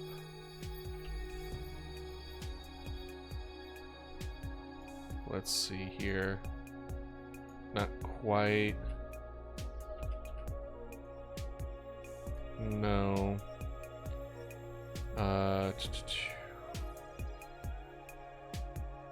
Actually, we'll just mess with the Z-axis on here versus manual. Let's see here. We want the Z is up, right? No, Z is that way. Y, so 1.5. And then this is -2. No. I want the rotation. Here we go. I want it to look down a little bit. So let's just kind of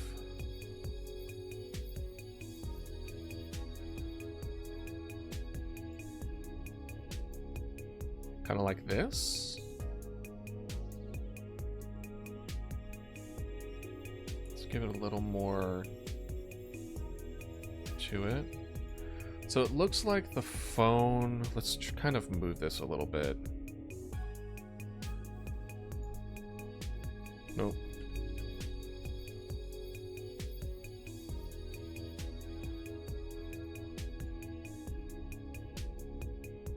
I need to stop hitting the Y.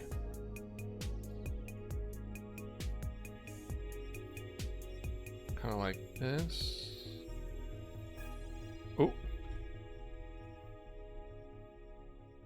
Kind of like that. That looks decent. And then the scale. Woo, woo.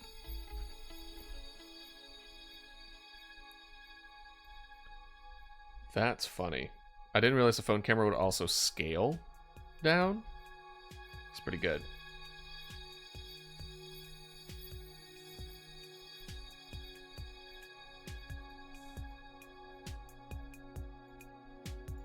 Maybe something like this. Well, that's a little too high.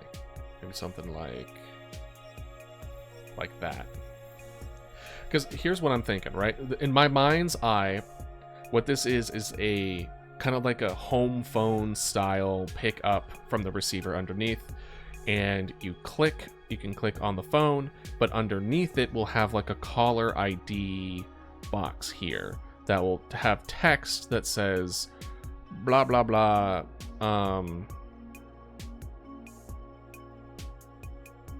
This is from this house, or like first name, address, or something. Let's see. We'll also need to change this, the print thing size as well. Okay, let's go back. But there'll probably be like another like an antenna up here that goes straight up. But now that I said that, I think what I want is, can I have another mesh under here? Or is there, I feel like there should only be one mesh in each thing, right? So what we're gonna do is that we're gonna add another 3D node. We're gonna call this one caller ID. And then we're gonna add a 3D mesh underneath here. And this one's also gonna be box.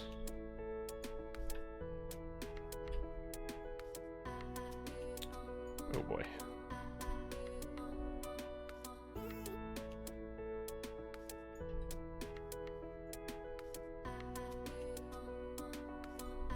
Let's do, where's the all three button? I thought there was an all three scale.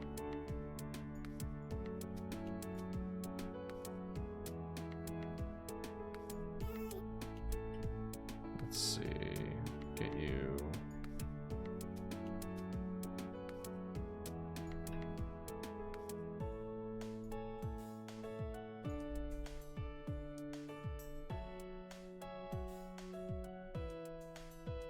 Kind of get a little bit, kind of like this.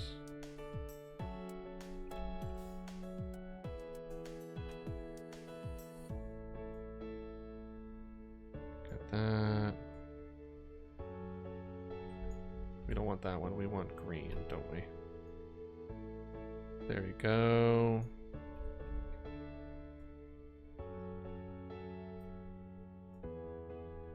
Go something like this.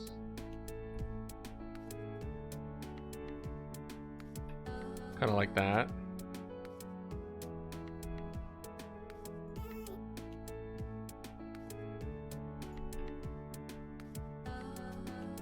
Because the caller ID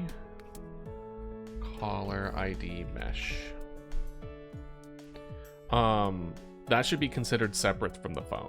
Right, because us clicking the object of the phone, there's going to be links, or there's going to be things tied to the phone directly that isn't tied directly to, like, clicking the caller ID is probably not what you're going to want. You're going to want to click the main body, and then there's going to be ringing, and then when you click it, it stops the ringing, and then it also plays the audio and the text and all that other kind of stuff.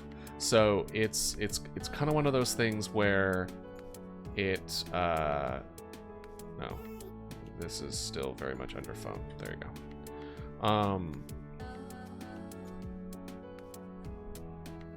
Yeah, something like that. Let's look at the mesh real quick.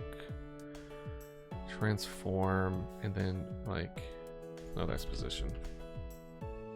Nope.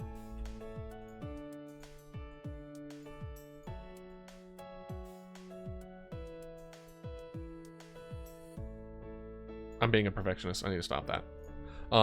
It wasn't lined up. I was like, I'm just gonna make it so it lines up. No, I'm wasting time. I think this is fine, and then you can kind of see it. The angle's a little weird, but I think fixing this angle, everything seems to be linked to it. So as long as we fix the angle, it's fine. It's a bit nitpicky, but it's fine. So now we go to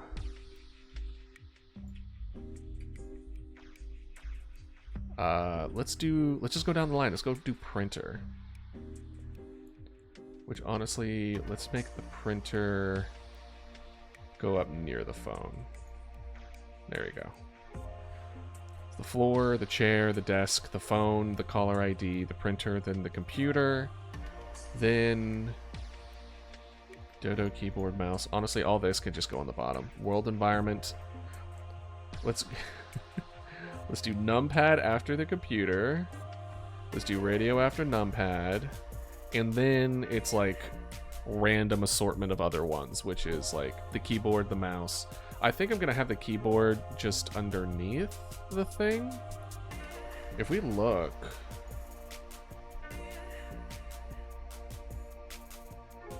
see, that's the thing. The phone doesn't look big enough from here.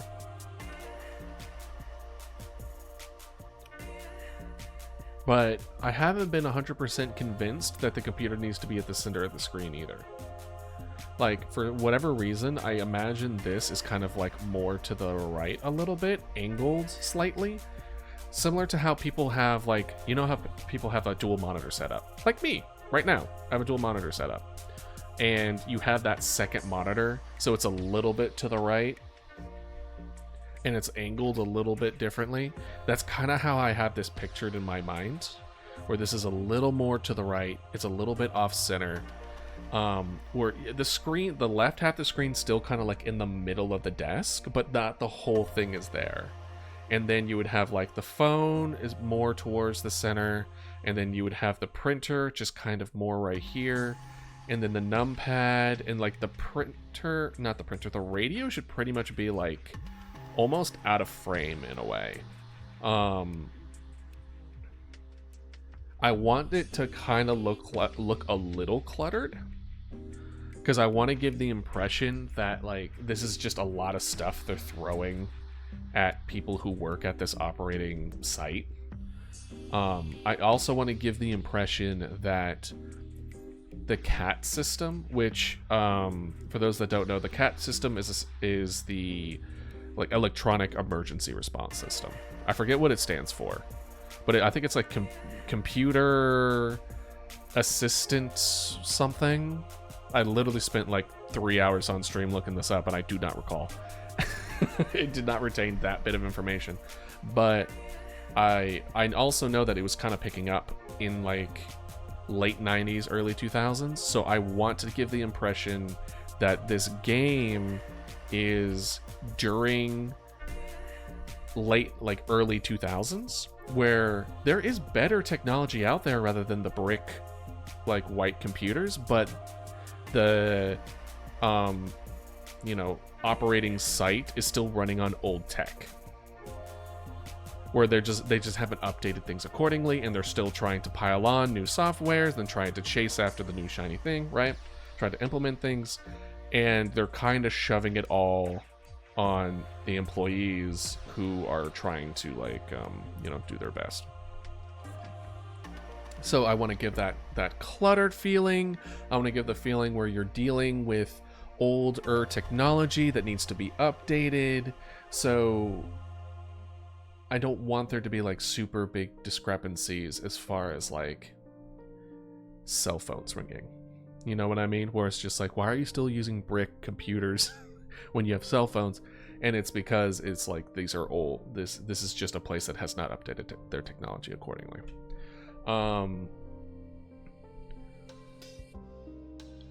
So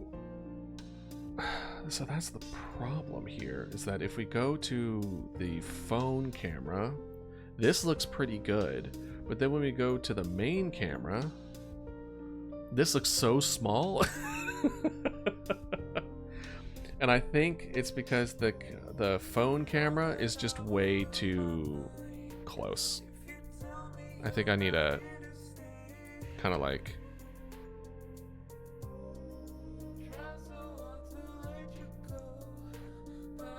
really kind of back up a little bit.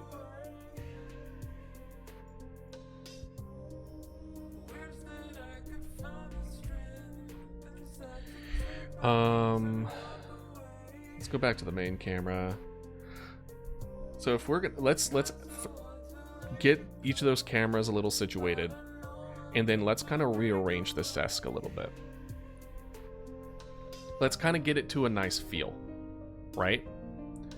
Because if the desk doesn't feel right, and I'm just trying to think, because you don't want to do too much at the same time, or else you're not going to know what feels wrong. So I would rather it be that we fix all the positions to what it feels good, and then when we move to the movement between cameras, we know that the feeling of it being wrong isn't a combination of, well, maybe this is in a bad place. Or what if we get the setting and movement and all that good, and then it turns out that after we move things around, the timing's now off, right? So I think it's better to have the objects where we kind of feel like they should be, and then design the movement of the camera between the multiple cameras, and have that feel good. And then once everything feels good in that aspect, then we're good to go. Because pretty much for the most part, unless we decide not to move forward with certain interactions, we're just not gonna be changing this much, right? We're just not. So let's go ahead and start to kind of move things. Oh no, let's do the camera first. Yeah. Actually, let me just get a refill of my water real quick. So this is your reminder to stay hydrated. Be right back.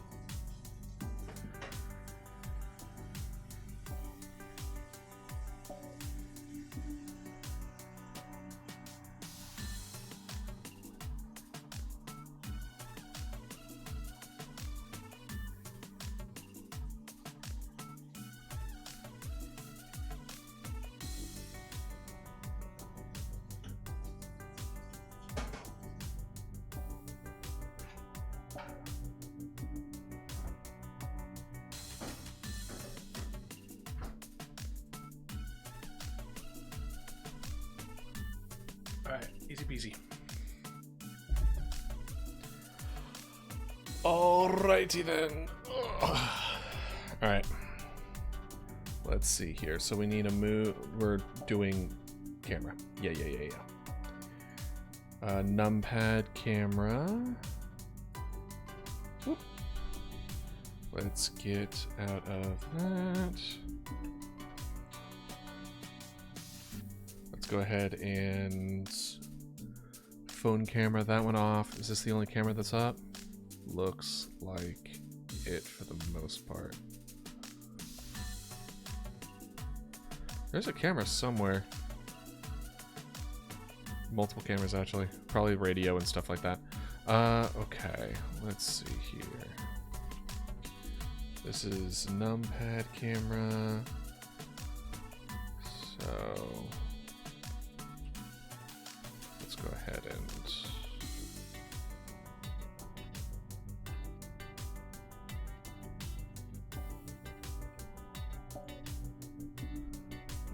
Transform. Interestingly enough, this one's gonna be... Let's actually...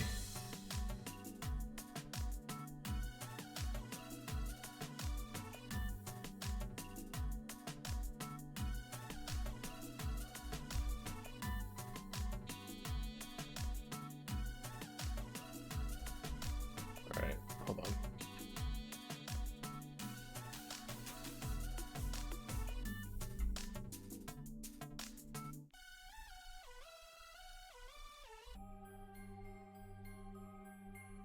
So the rotation and position... Oh, here we go. There we go. That's what it was. I was going to say. So now...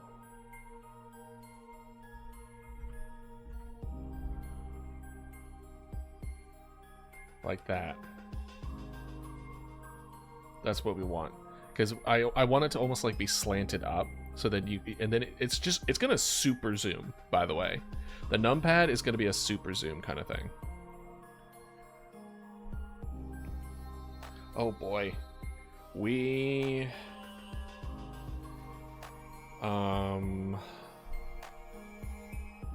gonna add node, and we're gonna put this one as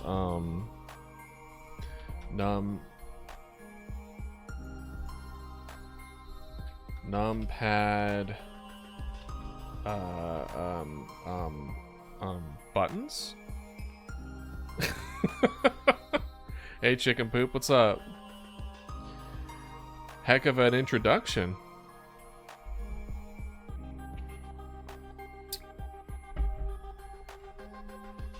It's just something to break the ice, I suppose, huh? How's your day going so far? I'm guessing buttons would be a good word for it.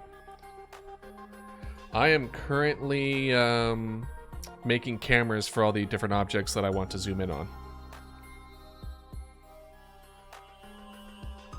Kind of mid. I'm sorry about that. Hopefully day gets a little better. And then we're gonna make a branch scene. We're gonna... Honestly, numpad buttons is a good scene. Let's do that.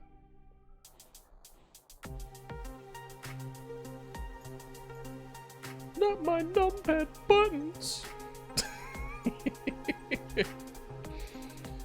Because we need to make all the different buttons so that when the player interacts with the keys on the keypad, each one means something different and the game knows it. That's gonna be a whole thing. Alright, we're gonna do camera 3D. Let's go back. And this is gonna be a super zoom, so we're gonna...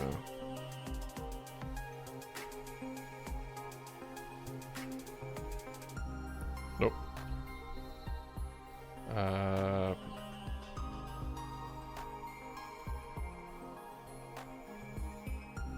We're just gonna kind of slowly, and then the Y? No.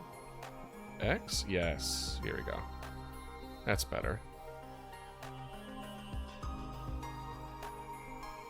Oh, I don't know. Good stream. Alright, thanks, chicken poop. Thanks for stopping by. Appreciate you.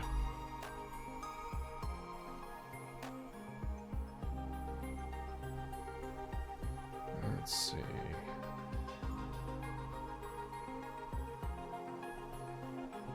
And doing a little bit of this way, a little bit of this way.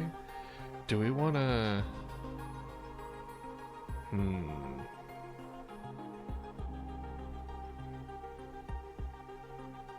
That one's fine. That one's fine. Oh, definitely not that one. Oh, oh boy. Maybe something like that. Well, we want this more towards the center, right?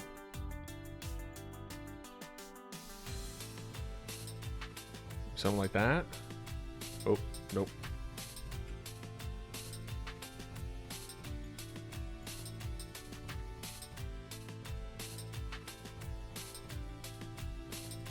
Maybe 135? Oh boy. 130. Negative 132? 130? Nope, that's 13. There's no 0 on that Adelis. There we go. No, it's still like a little off. There we go. That's better. It's not perfect, but we're gonna just move forward with it. It's kind of like this where we kind of super zoom in. I was really hoping it would fill it up, but of course the ratios is not gonna make that happen, right? What we could do is widen this so that it's like this is the numpad and then the rest is kind of like part of the quote-unquote receiver. So we can fill on one end of the screen. It could be like reminder, A is ambulance, B is police, C is fire truck or something, and then like D is crossed out or X'd out. Or maybe on the left it can have like available units or something. So we can fill in this empty space with something, because I kind of feel like I want that. And then numpad buttons is going to be its own whole separate scene that's going to have 1 through 9 and then A through D, and then whichever one you choose sends those particular units out accordingly. And it knows where to send it from the call that you just received. It will auto send. We did make that decision to auto send accordingly.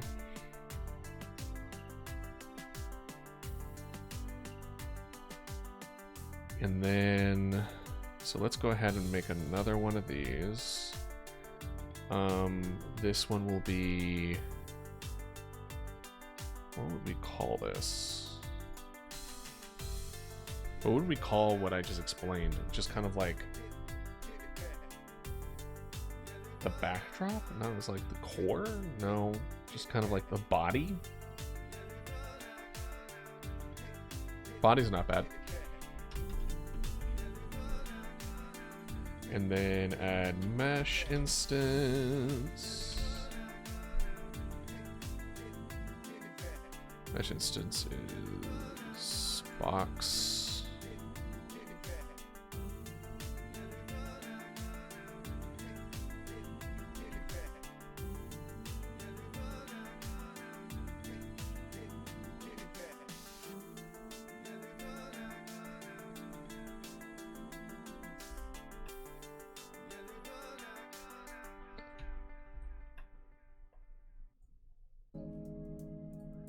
What is this mesh instance angle? YZ is negative 41.1.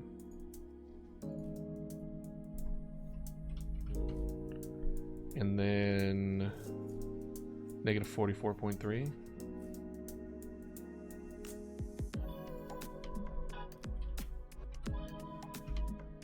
There you go. I want to make sure the angle is at least right.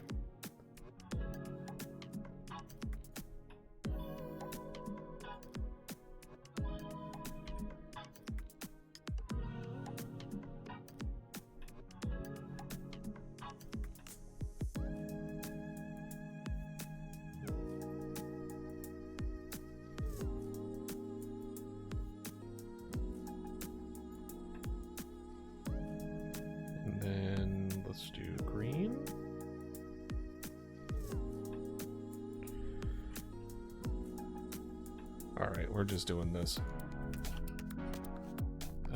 Scale 0.2.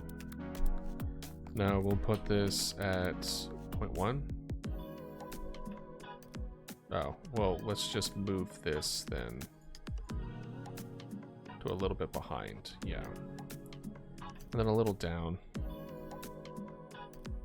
Kind of like more towards the middle, like that. And then the Z is kind of like, now it's sticking out like that. Let's look at the camera.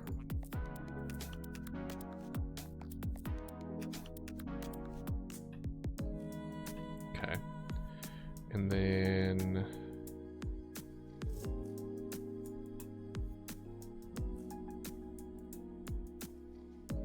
there you go. It's a little better. Zoom the camera again. Okay, so it needs to be a little bit bigger.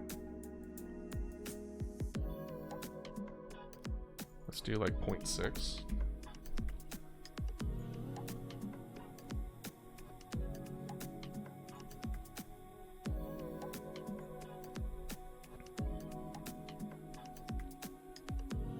No, that's scale, not location.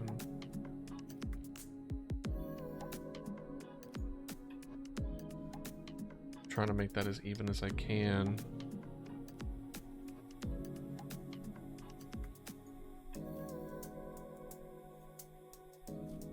It doesn't have to be perfect, but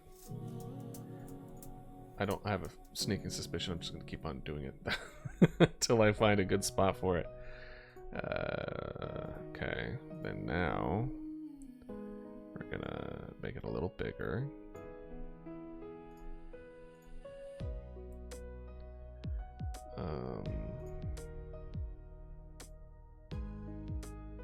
There we go.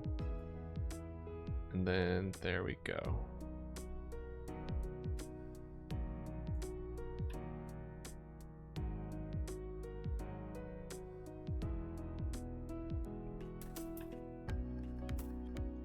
Is that really how big I want it for the numpad?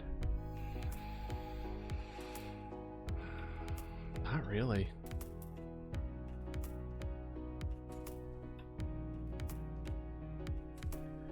And then now let's do, oh, numpad camera. What? Why? Is it because it's so far down? Whoops. Whoopsies. Let's see.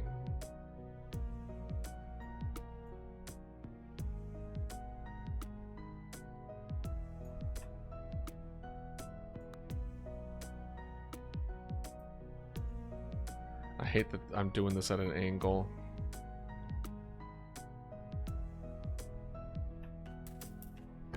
I mean, should we just revert the rotation?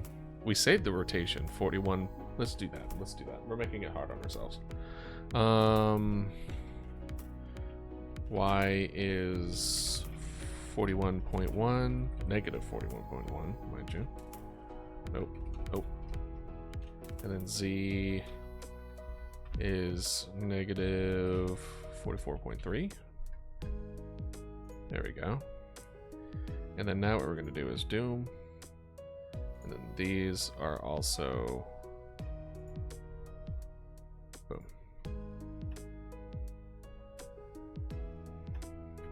And now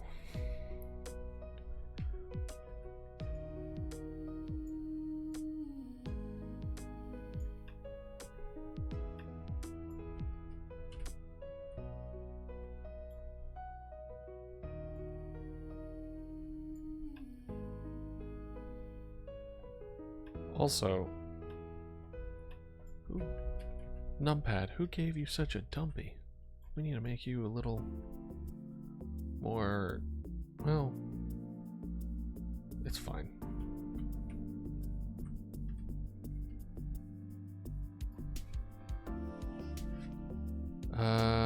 Let's see. And then we're gonna do, should we try it? It looks like it would be pretty good. All right. Let's pull it up. Negative 41.1. Negative 44.3. Same deal. Negative 41.1. Negative 44.3.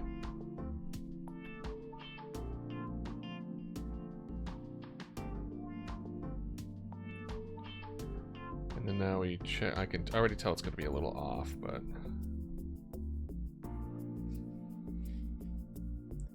okay. So when I rotated it, well, I could always make the numpad a little smaller.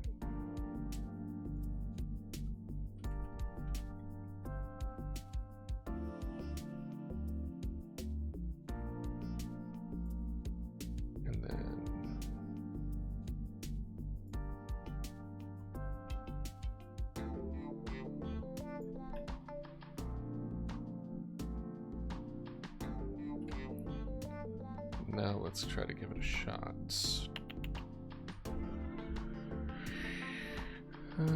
Position.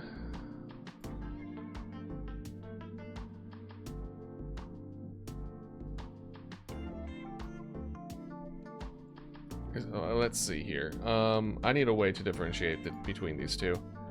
Can I put like color? Where is it? Visibility.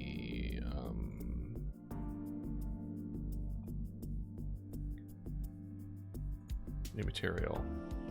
There we go. Boom. Done.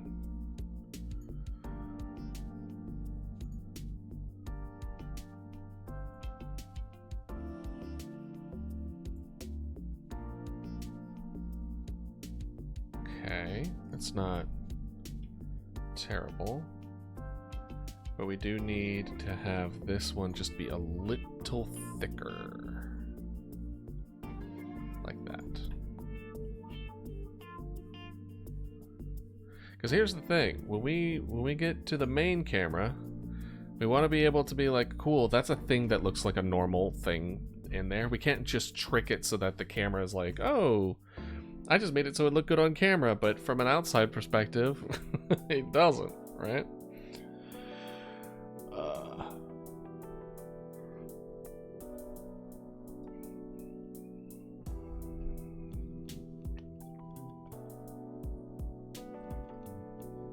I guess what I could also do is make it so that this camera, or rather this camera, is just a lot closer. So I could scale this down. Like it's kind of, well, first of all, it's definitely off.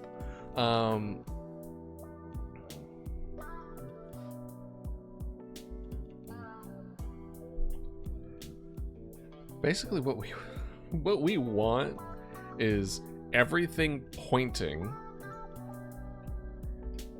in the direction of the main camera. This camera here should be where everything is pointing to. I wonder if there's like a little extra something that we can do. That's like maybe something called like a sight line.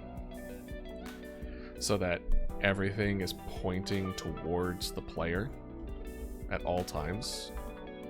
So it's like, oh, this is facing towards it, and this is facing towards it, and this is. So we don't need to have it worried. I think that there was something that I saw on one of the sub-container ones, where it's like it always faces the computer or the player. But I don't think we need to do something like that, where it always faces, or force it so it always faces. I think it would just be like a good indicator of us being just a little bit off or not if we could see the direction it's pointing, and then just rotating it accordingly to just be like, okay, it lines up perfectly now. You know, just like a little invisible line would probably go a long way.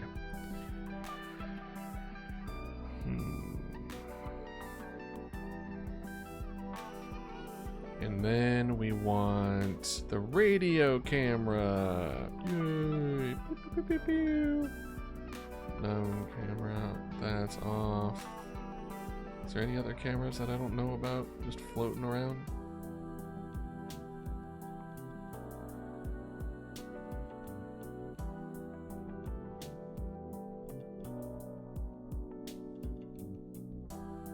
What camera's down here now, though?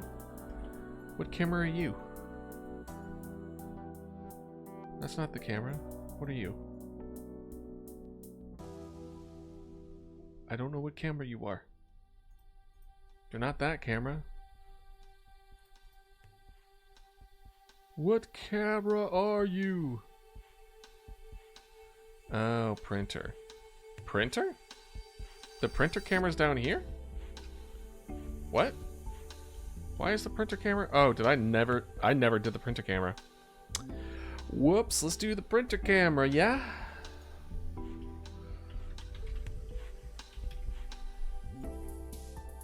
Whoopsies.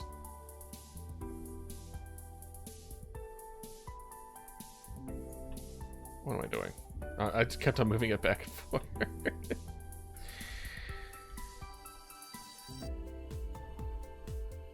Alright, let's see here. This one's also going to be kind of a very close-up camera.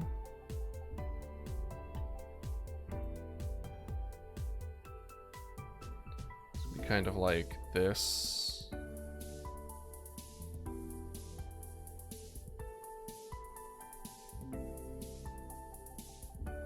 Let's see. It's like negative 65? 64? 62. Okay, and then kind of like this. What we want is that we want the paper to take up like a good majority of the screen. So this is going to bend backwards, similar to like receipt paper. We're going to have to look up like a tutorial how to make the paper look like receipt paper and the ink look like ink. We could actually play some cool stuff with that, with some like ink smearing effects and stuff like that. That'd be kind of neat.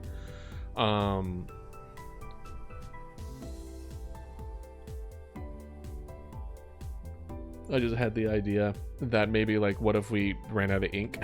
That could be one of the things that if you're going for so long, you could run out of ink. Achievement: run out of ink in the in the printer. It's kind of like a badge of honor that you lasted as long as you did. That'd be kind of neat. Anyway, so yeah, this just kind of prints out, and then you, the player, can like.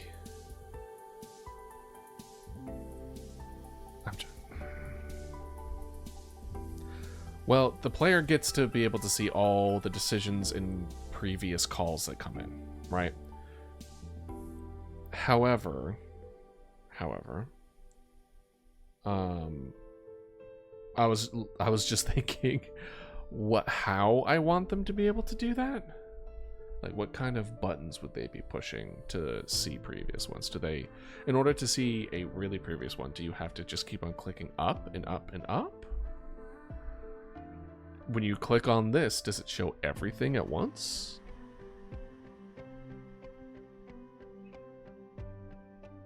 I think going up and up and up is fine as long as not each one that you see is only one. Maybe each one is like 3. But if you add text,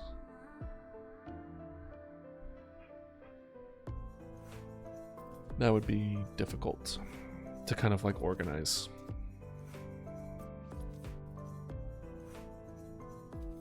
But yeah, this is essentially the point of view, though. It just doesn't look like much because this is not bending backwards, it's not doing anything like that, so.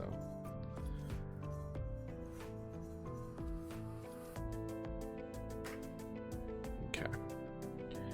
All right, so the printer camera is now good to go as well. And then last, but certainly not least, we're going to do radio camera.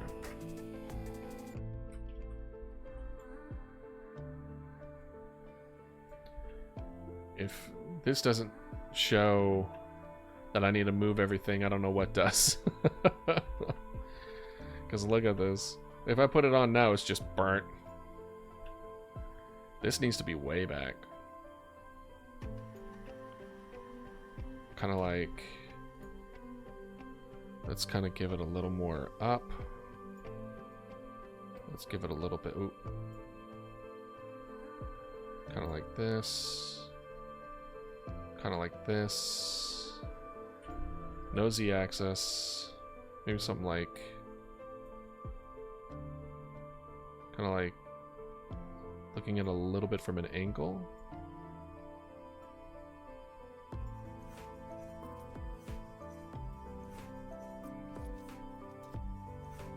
Kind of like that.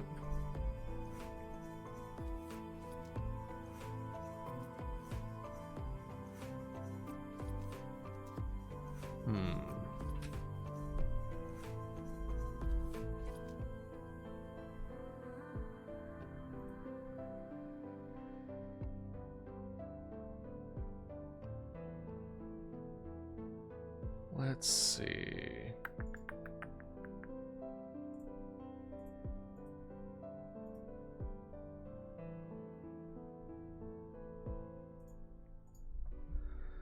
Now that we have the radio camera up, let's do... Is that a good angle? Maybe a little more to... Oh, wrong one! Oh god! What is the difference between these two? Like 20? It's so extreme. Like 72, maybe? Yeah. Yeah. Alright, that's better. The numpad's definitely in the way, though. Alright, so... main camera. This is our preview. And my god... doesn't need work. Alright. We're gonna move. We're gonna do some... not really spring cleaning, but... what is it? Feng shui?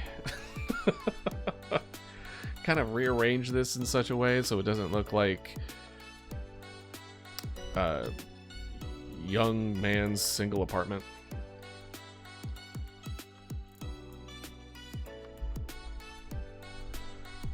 But I say that all knowing that this would still be a lot for a single apartment for me. We have 4 things I can see. Let's see. We want... let's go to our computer. We want to be able to... Y is fine.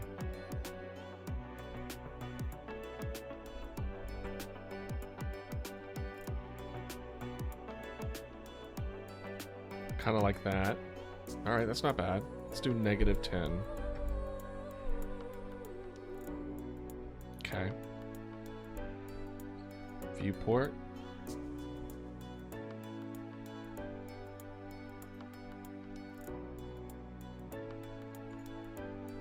.3D space. Let's do position.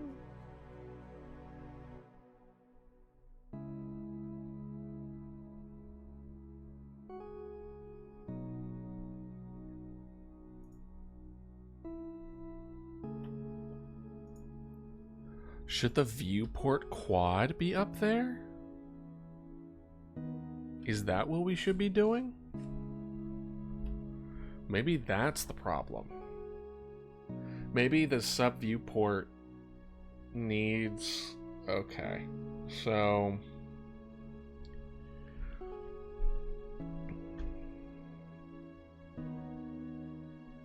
unfortunately. Okay, what have I changed in this? Because I've definitely changed a lot. The position and all that would also need to be changed. I don't think we need a viewport here. So let's go ahead and go back. What we're gonna do is that we're gonna add viewport quad. Oh wait, is it just a... hold on. Are you just a 3D? You're just a mesh instant 3D, and I called it a viewport quad. Okay. So I added that, and then the sub viewport would be underneath it. Okay.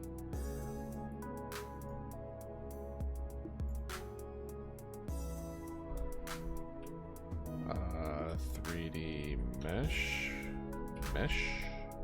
Mesh distance 3D. Okay. And then viewport. We'll just call it viewport 2 for now until we can start deleting things. And then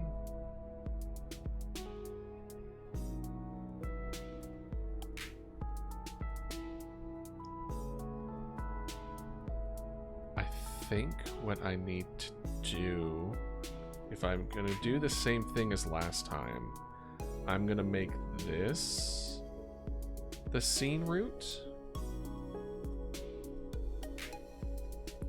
And then I will delete. Actually, before I start deleting shit, let's take a snip. Let's take a snip of this.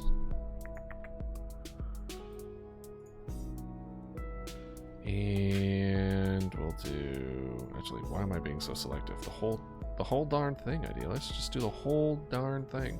There you go. And then go back. And we change this accordingly. Skeleton. The mesh is.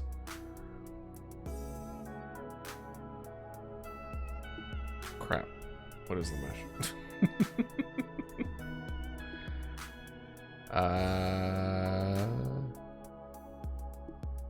Probably like just a plain mesh, I guess. It's not saying what it is, so. Let's go back. Plain mesh. And then transform. It's 0.328.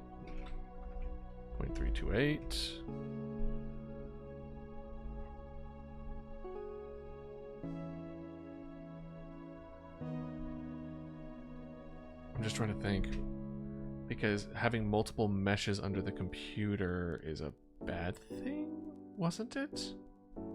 Or maybe I'm just imagining things. So maybe I do need to put in the computer the viewport 3D node and then the mesh for that 3D node. Right? What kind of node was this again? Control node.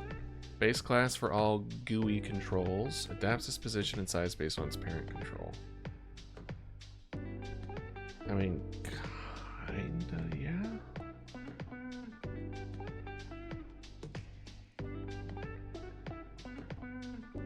I guess we could do another viewport.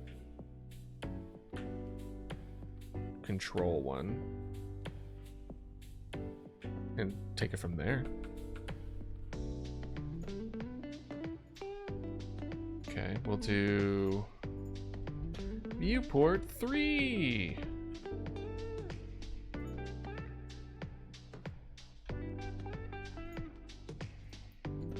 We'll do viewport, and then this would be mesh. Oh no. On stream? I think that's against TOS. He's like, check your Discord. Oh no, please. 1.706, and then oh.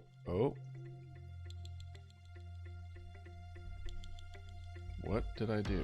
Why did it go dark? 1.706. Hold on. Oh, okay. Okay. Okay, I was so confused. I was like, it is blocking out the sun. And then negative 0.01. Oop, nope. That's camera. Where is computer? Here it is. negative 0.01. And then rotation is a 90. And then negative 90.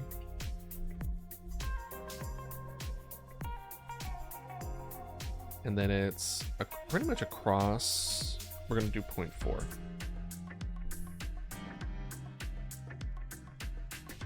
Of everything.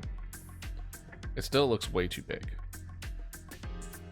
But that's what I have. For now, at least. And then let's just make sure 0.328, 1.706, negative 0.01, 90, negative 90. And it's like, well, technically it's like 0.43 and then 0.41. And then it looks like the geometry material override is that.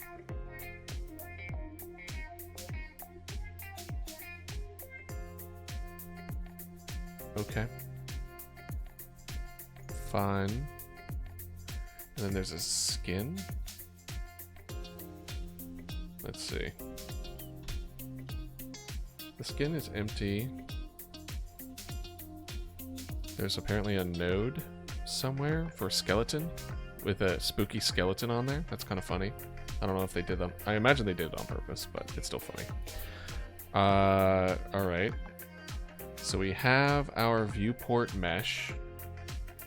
And now what we need is, if I go to viewport, this is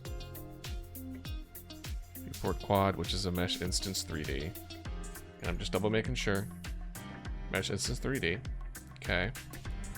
And we're going to delete this quad. We're going to delete this viewport.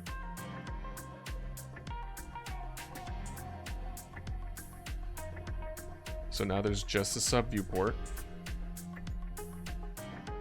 So then we're going to do the viewports and put it into the viewport mesh.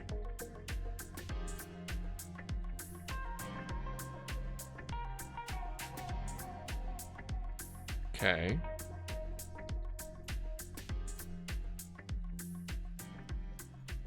I'm going to put this under the viewport, except this time I'm going to name it viewport. Wait, why is there, what? Hold on.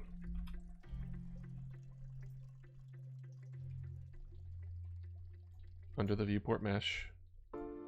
Under viewport. Okay. Now, if I try to move the computer, it still doesn't do anything. Okay, cool. Nice that I did all that for nothing. Glad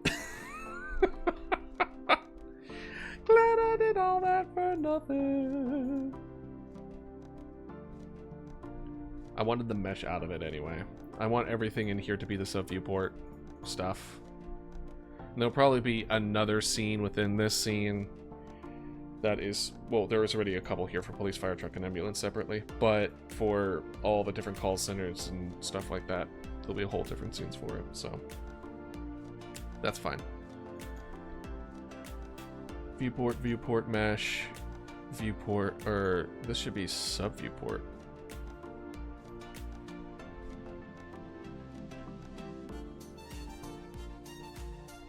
It's fine. It's fine.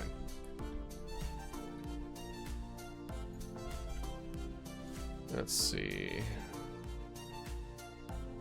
Viewport mesh.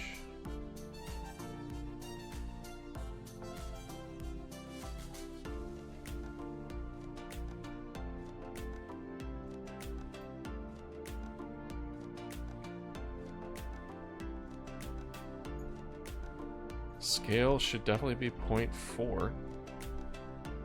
Is that what the problem is?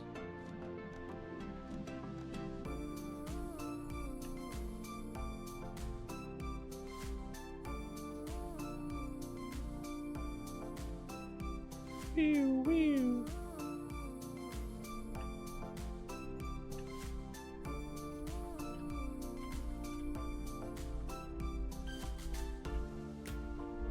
I'm fine with that. Okay, so that's there. And it's kind of like looking at the person. Let's make sure I didn't break anything substantial. I did. Office, computer, viewport. Okay, let's just call it viewport quad. Alright. Is it better now? I'm feeling there's a couple more. Yeah. Then viewport. Sub-viewport.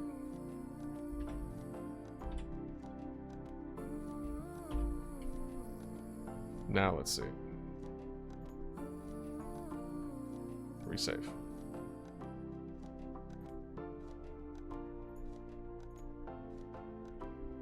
Now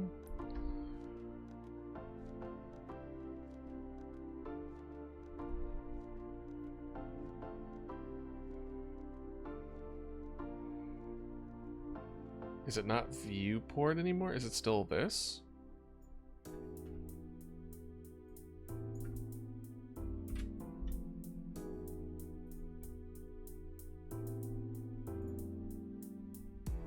Great, I broke it. Computer, office, computer, viewport, viewport quad,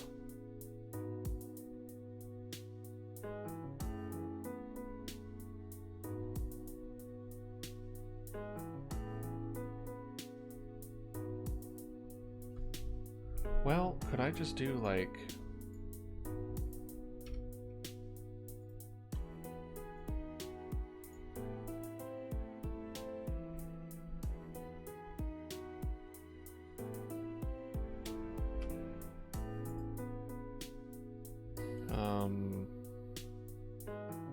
save branch as the scene? No. Let me see something. Because this starts at the sub viewport. So why is it trying to start when I put it in here? I want to make this that.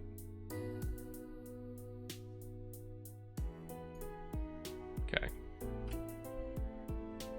Now, technically, it's correct.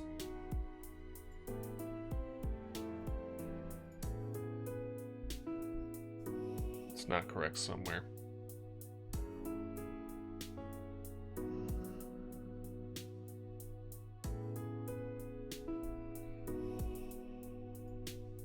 Sub-viewport.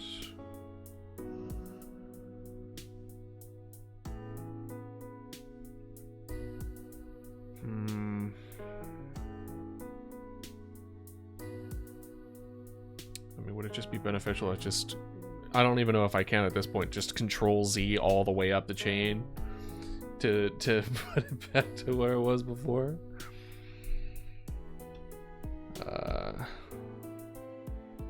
Because I did all that to try to get this to actually function correctly, and it doesn't look like it's going to.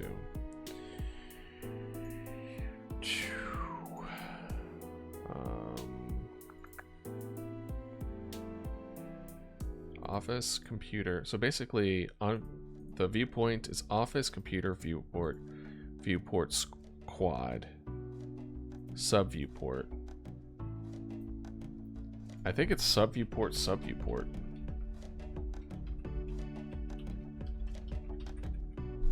I think it's that. All right.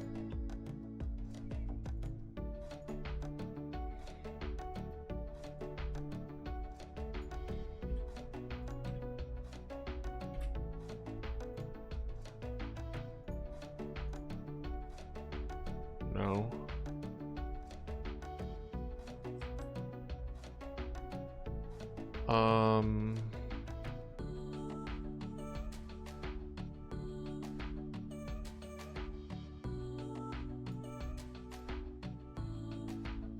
What if I added a control called viewport? What am I doing? And then I make this one scene root.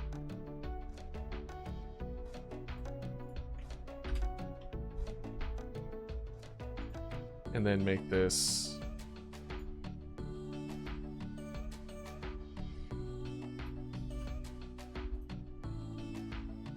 now. Let's delete this real quick. We go to our viewport, try to put it in under the quad, so it's still quad viewport.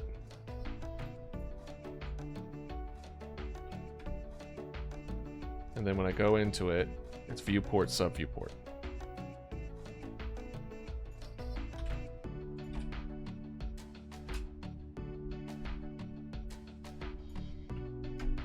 Like that. Quad, viewport, sub viewport. Is that good enough? Son of a bitch, what did I do? Okay. I just had to open my big mouth. Let's see.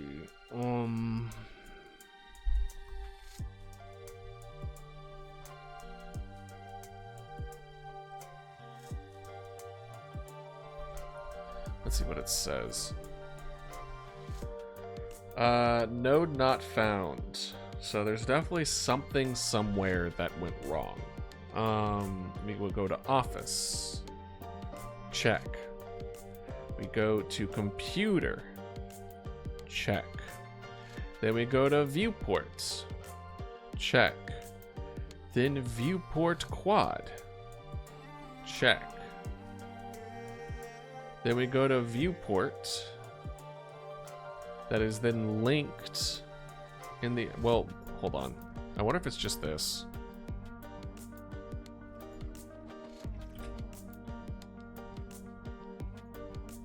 Maybe the viewport doesn't count. No, it counts for something.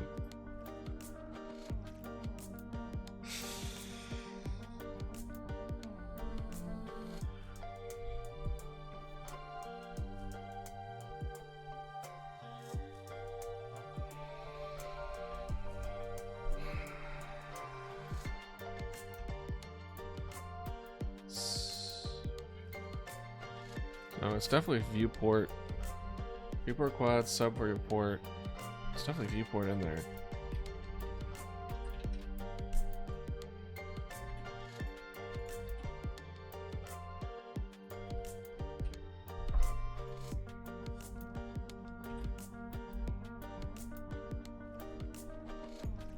What's going on? Why did you go red?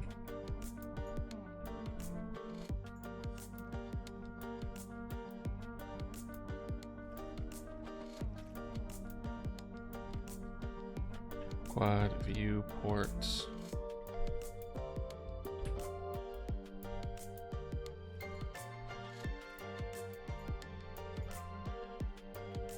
No, it doesn't see it anymore. Oh boy.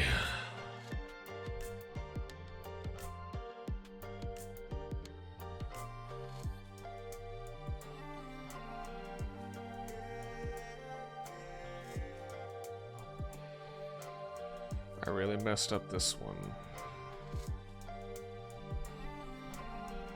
Office, computer, viewport, quad, material override, albedo texture with the viewport, get texture. Where that texture is the sub viewports that we're pointing out. I mean, it made sense when we made it too. It was definitely Office. It was from the root main game 3D. We have Office. Then we go to computer. Then from computer we do viewports. And then from viewport quad we do a viewport quad. Oh, it's just computer mesh 2 if we do that.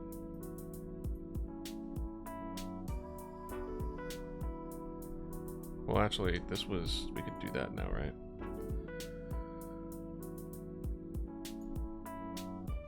Oh, wait, whoa, hold on.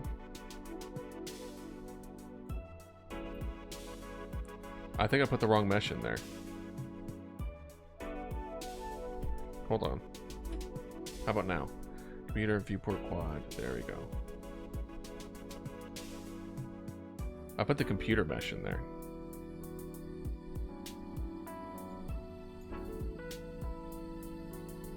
Nope. So computer, viewport, quad. Then you go inside. Then it's viewport, sub-viewport. I'm looking at the words long enough now, where now the words don't look right anymore. You know, it's like, did I spell this right? And it doesn't look right.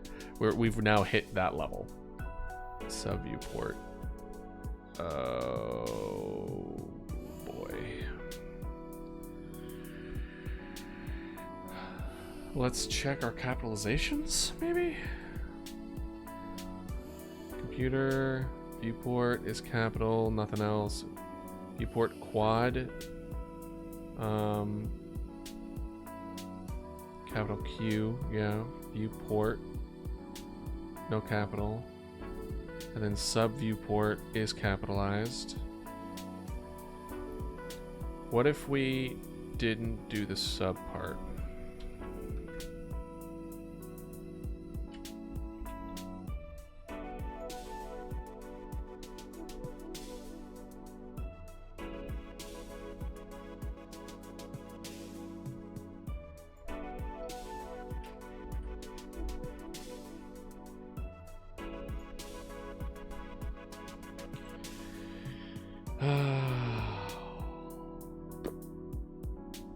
Trying to rearrange things just broke the game. Oh, it really do be that way though.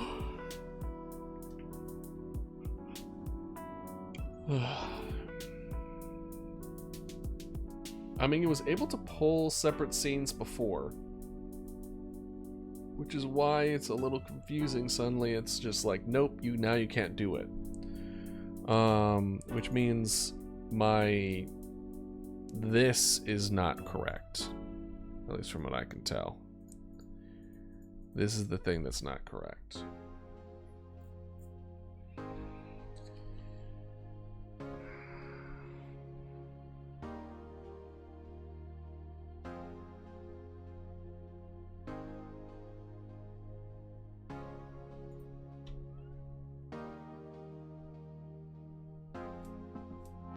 What was this computer? Where's like... I can't even check it anymore. I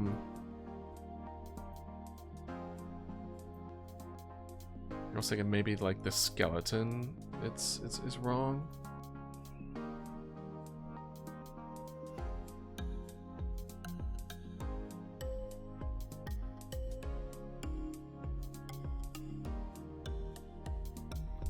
No, this is definitely viewport quad.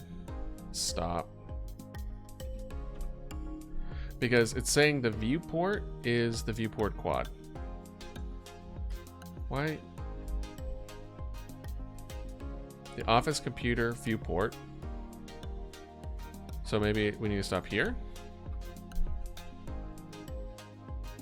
Why is it saying it's wrong now?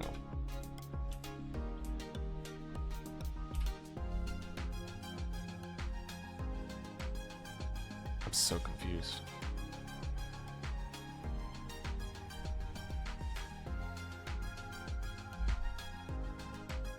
Because the variable viewport is equal. In my brain, what this is saying is we find this, the viewport quad.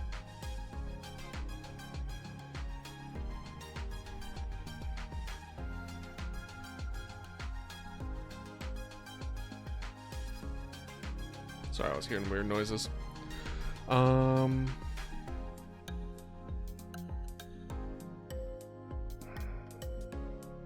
Computer, viewport, quad, viewport. Computer, viewport, quad. Like, I'm like, the viewport is here, and then maybe sub-viewport?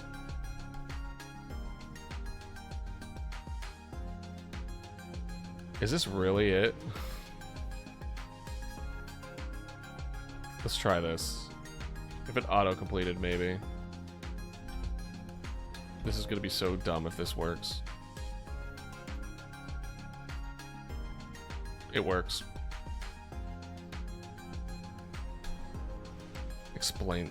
I need an explanation. Alright, I have office. I have computer. Then I have viewport. Then I have viewport quad. And then I have viewport. Then I have apparently viewport quad again. And then also sub viewport.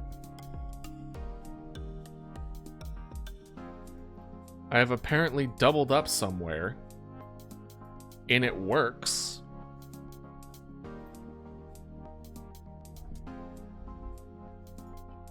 Why does it work?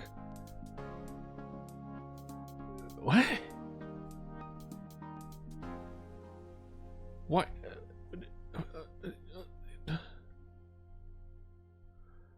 The viewport is office, computer, viewport, viewport quad, viewport, then apparently another viewport quad, which is nowhere to be seen in this whole scene.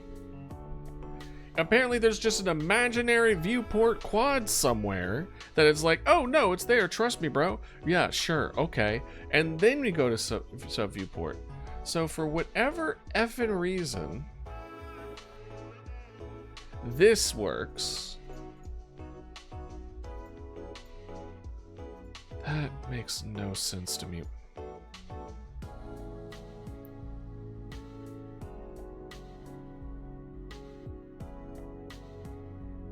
Why is that still there? Hold up. More than anything else, why is that still there? Why is that still there? That should be gone. What are you? That should be gone. What is this thing still doing here? That's viewport quad. Computer mesh, collision shape. Let's go to the viewport, I guess.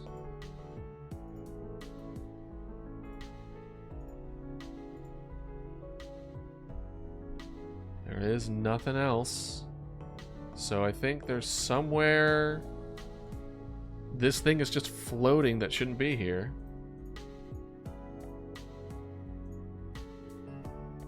Let me just, am I just gonna go down the line here? Like where is this random thing here? Okay, well, I guess we're just gonna go down the line. Because as far as I could tell, that thing shouldn't be existing. Viewport quad, viewport quad. No. No. Computer. That. And the numpad stuff. Certainly not any of the dodo, the mouse, world environment, nothing. Back wall, the people that still haven't been made yet. Yeah, no. That thing, this thing, shouldn't be existing, and yet here it is. So there is a problem somewhere. Let me close and reopen.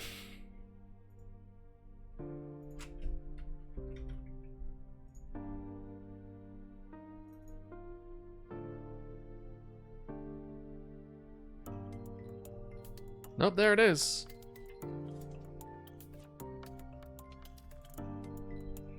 Why is it there? What? No wonder it's so effing confused. There's two of these things that are just here.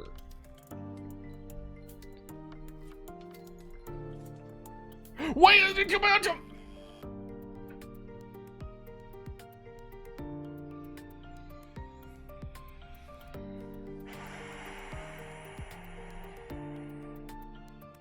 Why do I click it and I see a viewport quad right here? Why do I click it? And that's what comes up. Why?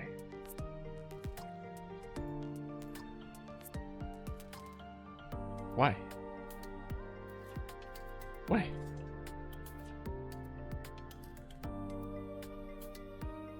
I mean, oh my god. Should I just accept it? Should I just accept it? Should we just accept that the viewport is just going to be, because we didn't even fix it. Like, we didn't even fix the damn thing. So, should we just move the viewport up here?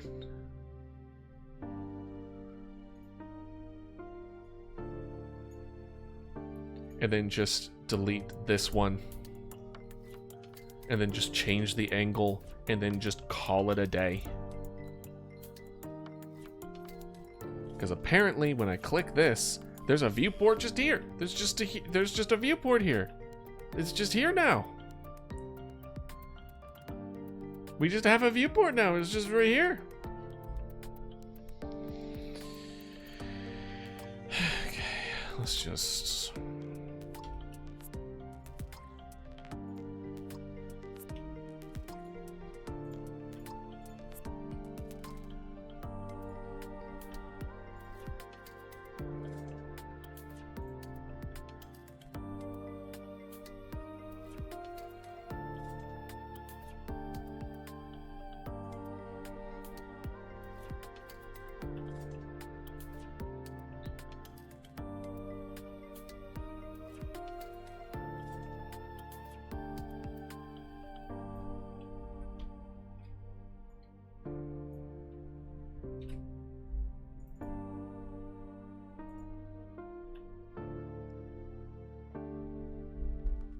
I chose wrong. Today is not my day. Ladies, gentlemen, and everyone in between. I definitely chose the wrong one to do because in order to manipulate...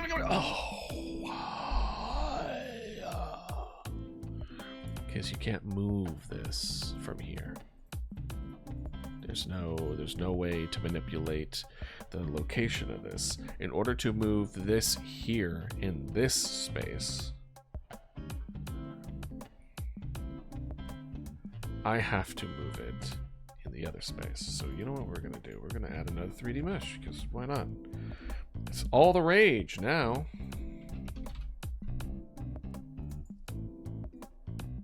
And then we're going to have this here, and then we're going to have you in here. And then this one, we're going to go in here. We're going to go to this viewport quad.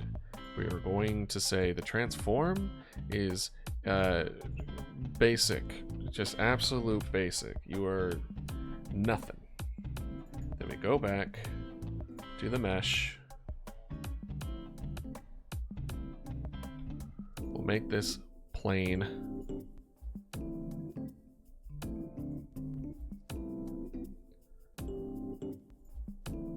Luckily we still have the snip ready to go. And we're just gonna make this again. 0.328, 1.706, 0.01, 90, negative 90, and then it's 0.43. That's not a 4 idealist. 0.43, 0.4, 0.41. Okay.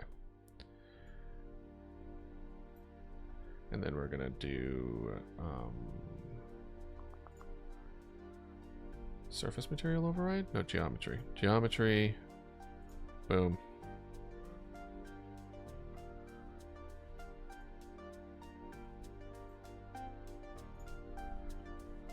Point four. 0.4.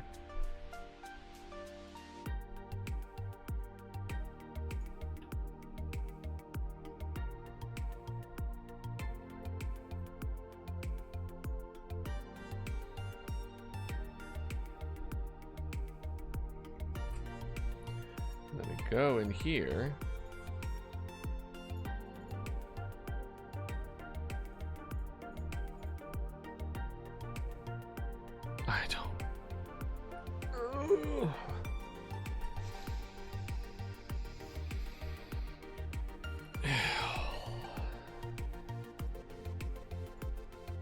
I mean, we could just do this and it's fine.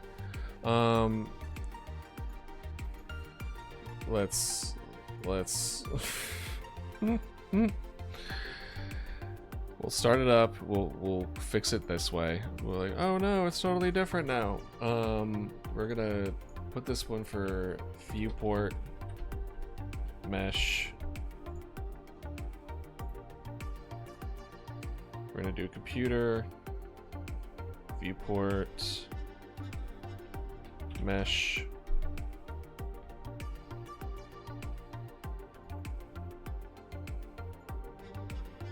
It's getting longer every time. It gets longer every time. It's not correct. Okay, so computer, viewport mesh, viewport.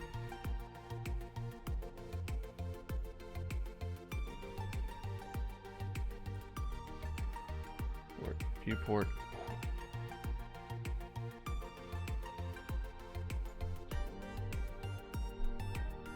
Office computer, viewport mesh, viewport quad.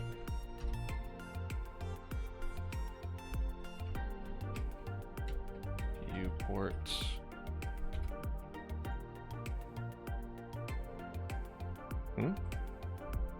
Why did that one work? I didn't do anything. It's fine. Viewport quad slash sub viewport.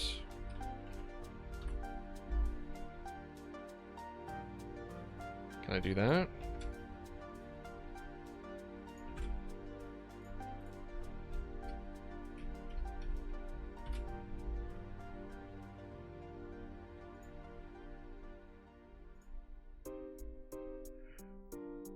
There's already, oh.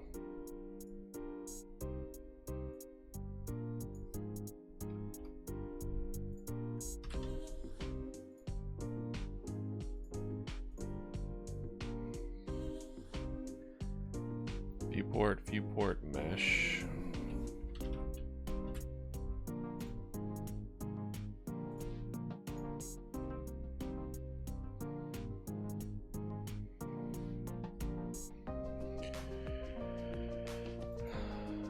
Office, computer.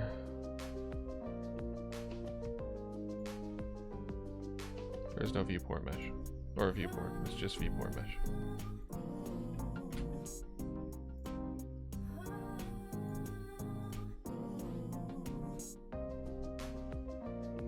Okay. Fuck. Alright, we have that in there, I guess. So we have 2 viewport meshes, I suppose. Why? Because it doesn't like it when there's not. It doesn't like it when we remove the viewport quad in here. Let's just see what happens. Let's just see what happens. Viewport quad. What we'll do is that we'll put the viewport here. We'll delete this quad. And then now we'll change the viewport. We'll just delete this part.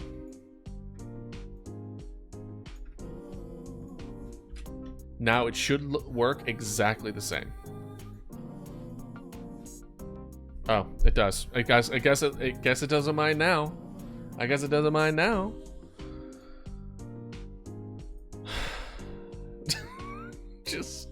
just a deep defeated sigh.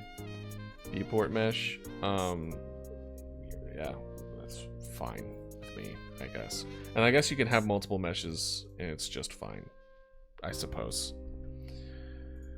I don't remember where I heard you couldn't. All right, so with that being said, are we good to go now? Well, by that I mean now I need to adjust the damn viewport thing. All right, let's see here.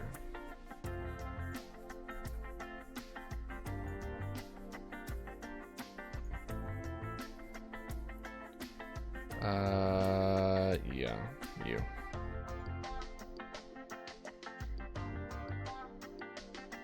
Oh, it's on a...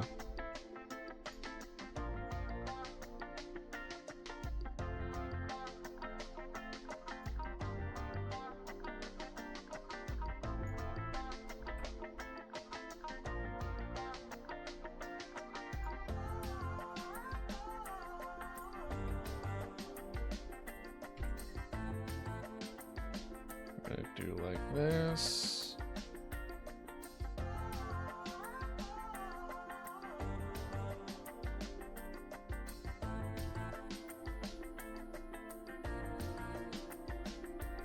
It was perfect before, and I don't like how it's now.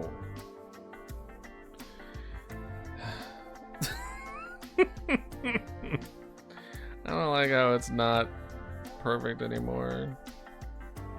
It upsets me. Alright, why are you so small? Can I get more room in here, please? Alright, let's see here. We're gonna make all this 0.4. Where? The rest of you should also be 0.4. 0.4. 0.4. Alright. Okay, cool. And now, we're going to scale you 0.3. Okay. Do I have the snippet of what it was? Yeah, it was 0.43, 0.4, 0.41, which isn't accurate anymore. Did I make adjustment and then it suddenly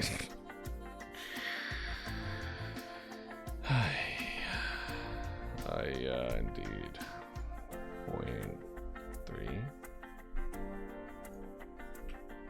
0.3, definitely not 0.4, 0.35. No, honestly 0.4 seems to kind of work. Man.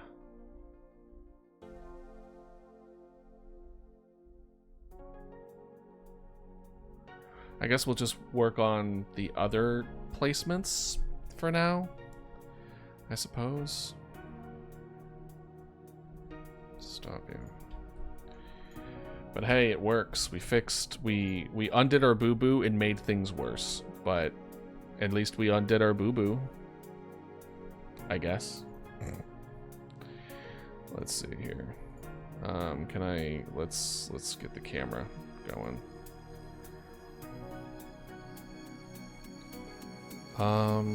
Actually,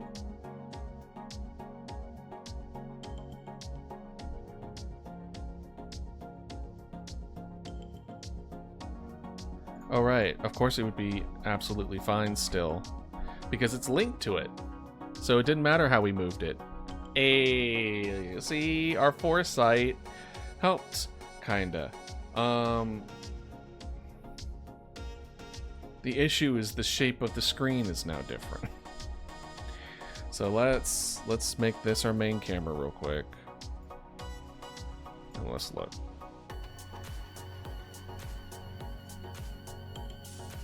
Yeah, see? Gross. It's gross. It's gross. Viewport.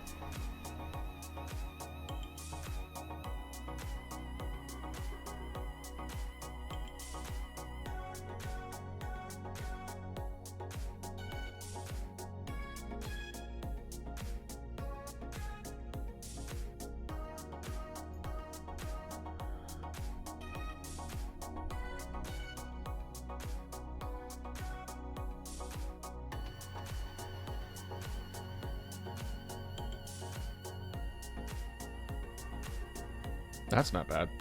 What is this? Kind of like that.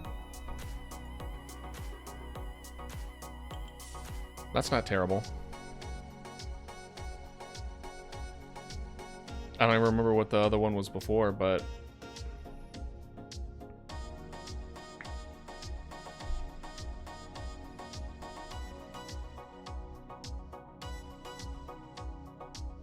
I want to say it was a little bigger. Let's see here. It was like, this is 0.3. It was like 0.35 and 0.325, right? Yeah. Or 3.2 and 3.5.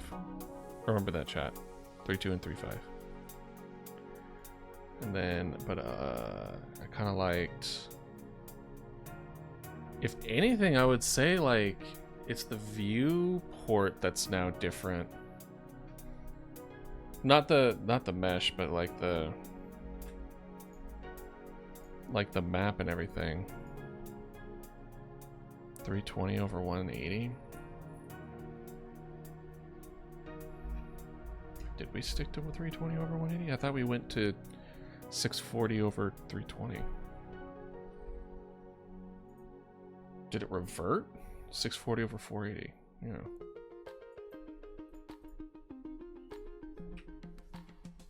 $640 over 480. Oh, that's position. Good job. Good job, Idealist. The screen transform? Where was it? Where was the thing? Wait, it was sub viewport. 640 over 480. Okay, we do have that. What's with this? What's happening down on the bottom right? What the hell are you? Is it because I did the thing? Fine. There. See? You're fine. Calm down. No, I still see it under there. I don't know what the deal with that is. 640 over 480. Cool. And then this one, this is positioning it so then it's still good. I still feel that it needs to be crunched up.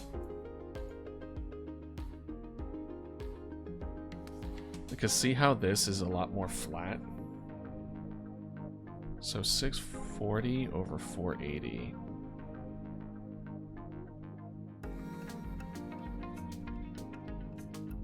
Let's do 360. Okay, or not.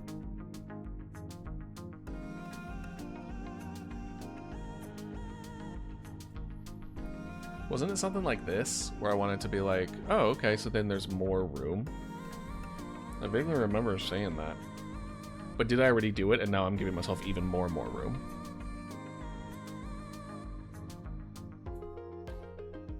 I don't even remember anymore.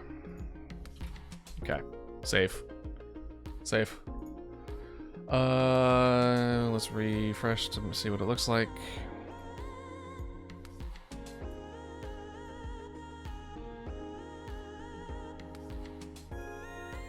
As far as what we're working with, that's a good ratio.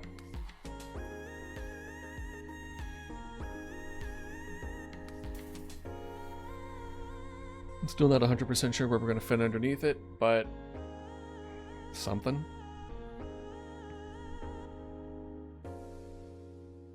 Maybe it could be what we type into the notes. It could be what are the things that are available. Maybe it's like emergency distress call blinking. I don't know. It could be whatever we want it to be.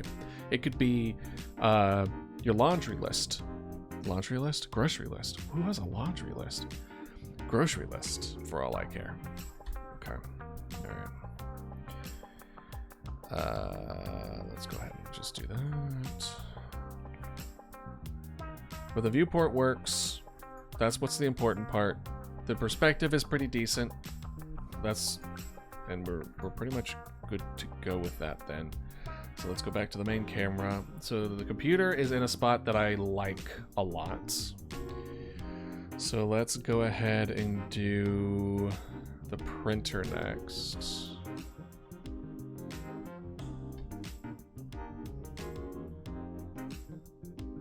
Okay, don't touch the Y, Idealists. Oh. Alright.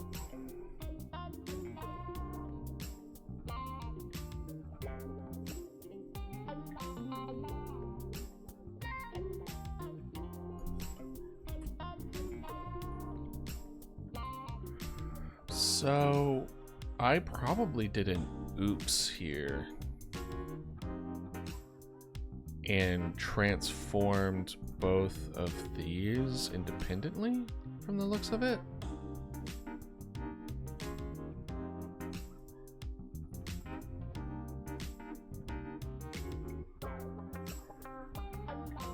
Yeah. See? I think instead of just changing this overall's angle and position, I changed each of these mesh instances independently. I did the hard thing, which I now need to fix. So I'm sure we don't need this snippet anymore. I'm sure I'm gonna regret that decision, but here we go. So what's done is done. And then we are going to go to rotation is 28.5. We're going to completely boop, boop, boop, boop. Then this one is the same.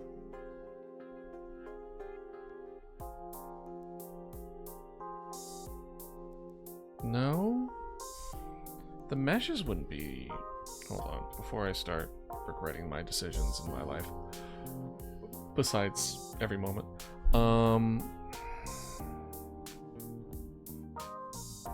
Because we go to the printer, it's like, oh, we just want to move it here, right? But then I want to rotate it, but I'm not... Right?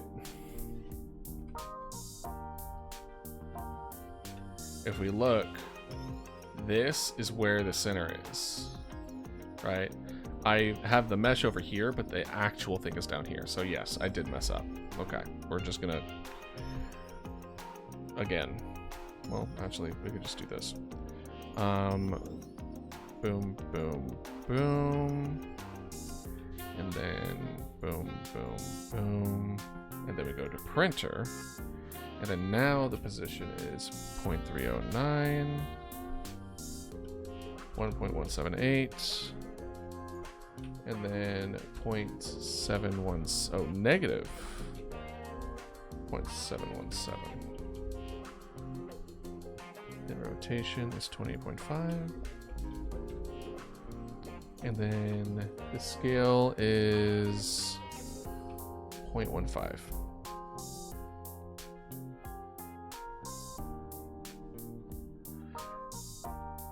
And then we can change the print paper accordingly.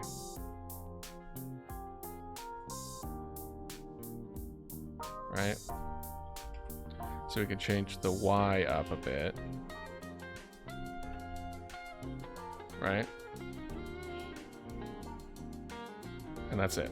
That's all we need. It's just turn it, just put the Y up just a little bit. And maybe just a little... 0.9.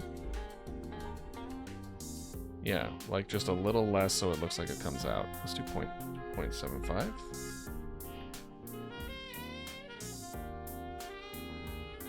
.8. Yeah. And then we'll find a way to like make it like flimsy. I want it to look like it bends back and then put the text on there, and but that involves art and textures and all that other kind of stuff, so that's not neither here nor there. So we go to printer.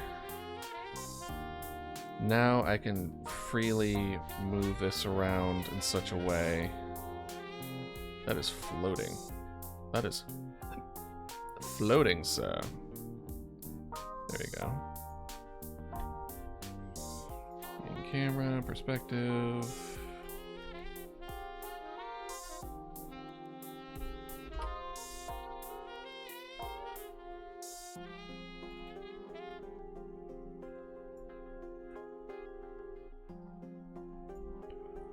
Okay. I kind of want it to be facing a little bit to the right. Like that. I also want it to be a little bigger. Yeah.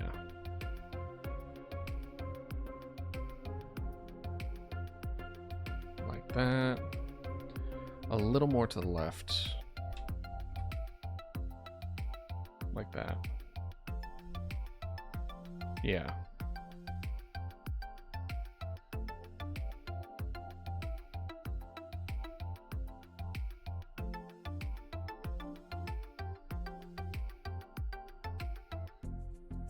Do I want to move the camera a little bit to the right?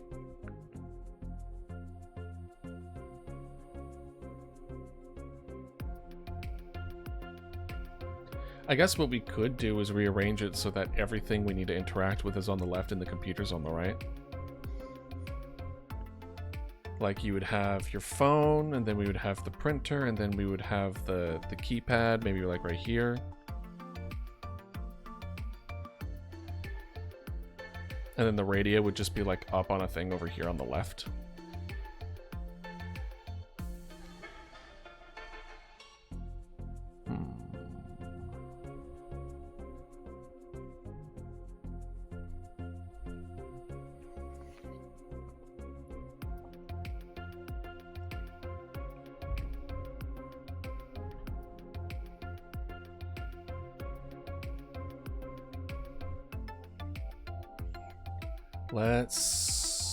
Let's mess with the phone for now.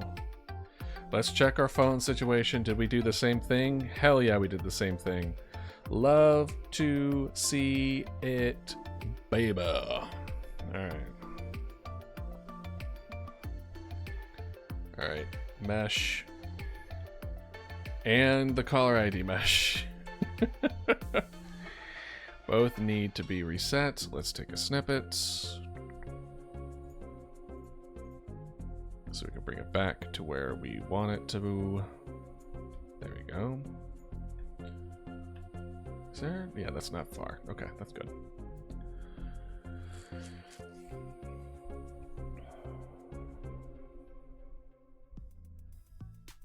Okay.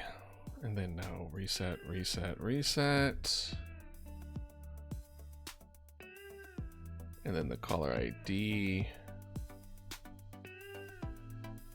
Honestly, we'll just play it by ear for that one. Reset, reset, reset. And then now we go to the phone.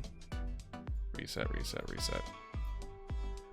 And do 0.09. Oh, 0.96.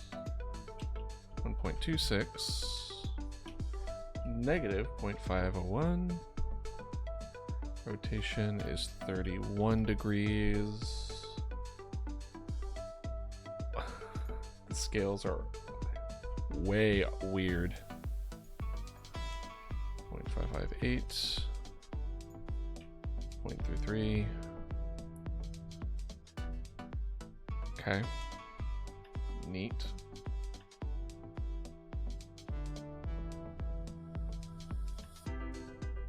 And then the caller ID mesh.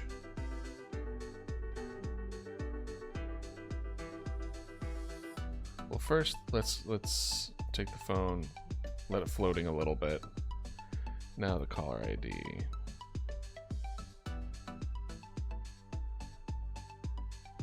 I 100% should have. Hold on, can I backtrack a little bit? There we go. Alright. How am I gonna do this? Let's do, because I can't do, wait, can I do multiple different snips? Probably not. 0.096, 1.26, negative 0.501, 31 degrees, 0.278, 0.558, 0.33. Okay. And now, with the numpad, not the numpad buttons. No, not numpad, phone. Here we go. Caller ID mesh.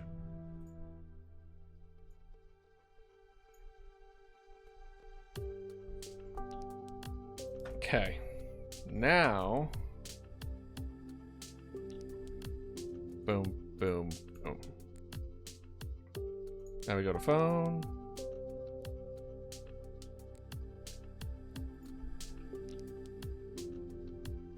.096 or 1.26 negative 0.501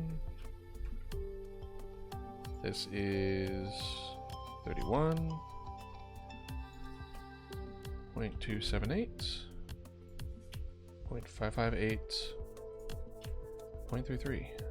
Okay. And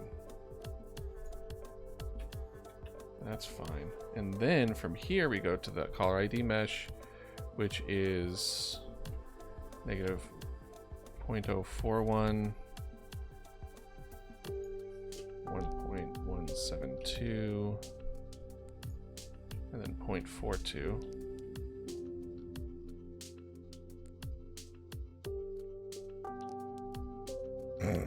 Okay, so not doing that. Let's just do none of the rotations. Let's just do the scale. Yeah, let's do the scale, and that's it. 0.033, 0.048, and then 0.325.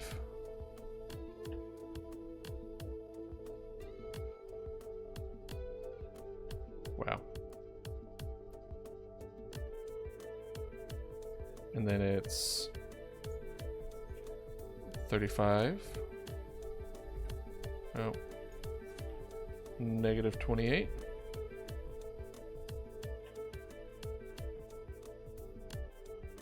Wow. Honestly, we're just gonna make it fresh. We're just gonna make it fresh again. I thought I would be able to salvage it. Nope. Alright. Okay. Let's do...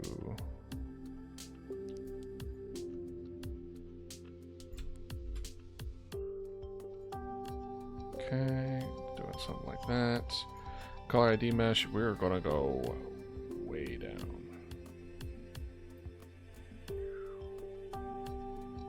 Like that.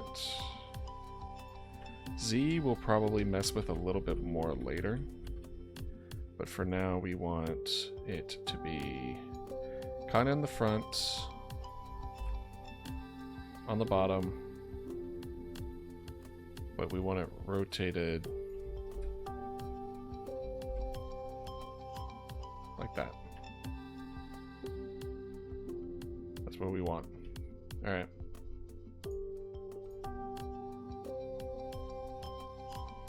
So now,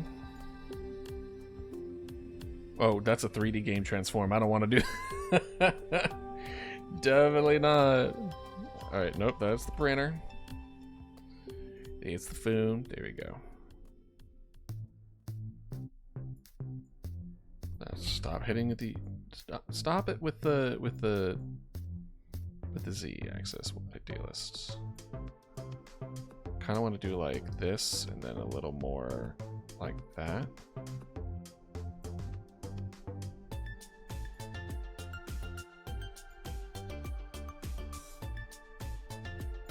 Kind of like that. Maybe a little more.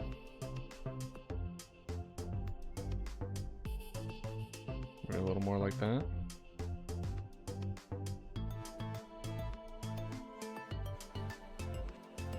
Try 55. That's not bad. It's like this goes off, ding, ding, ding, ding, and then you click it, and then it goes whoosh.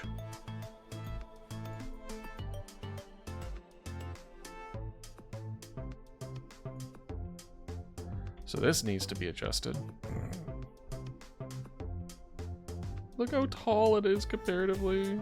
Like, damn.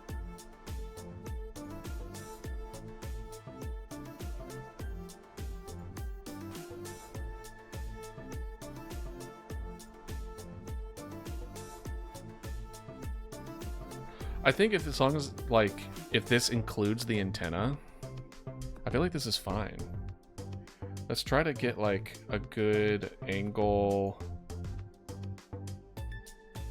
of, like, the numbers. Oh, nope.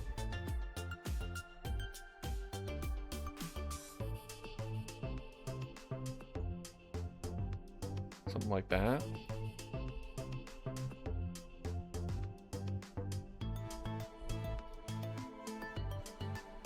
And then you see the numbers and you see the phone ringing.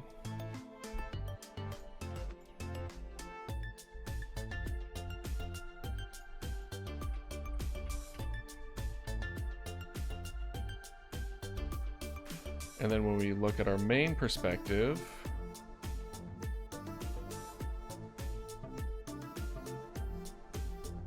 I don't know, man. This looks like this needs the antenna a little bit here. Let's make it a little more narrow.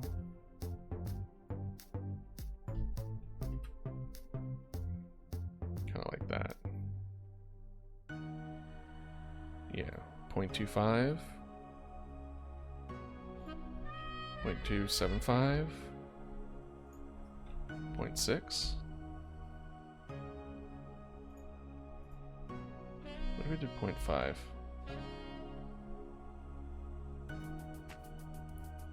And then the caller ID mesh will just put a little bit more down. Like that. Now let's check it. And this time we actually we kind of zoom out a little bit.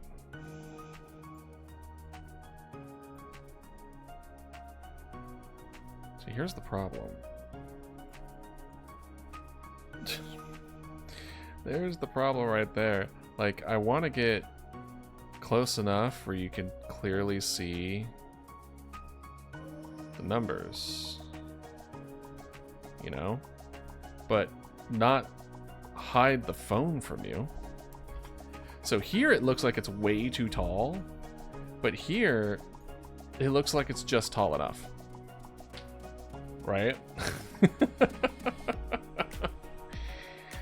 Oh man.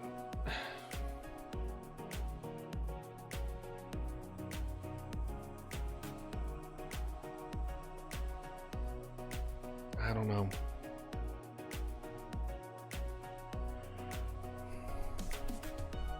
I don't know which one to trust here.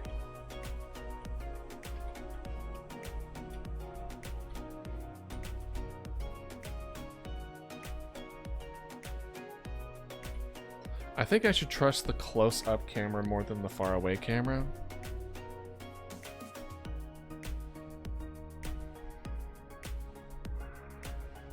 Because the close-up camera is just...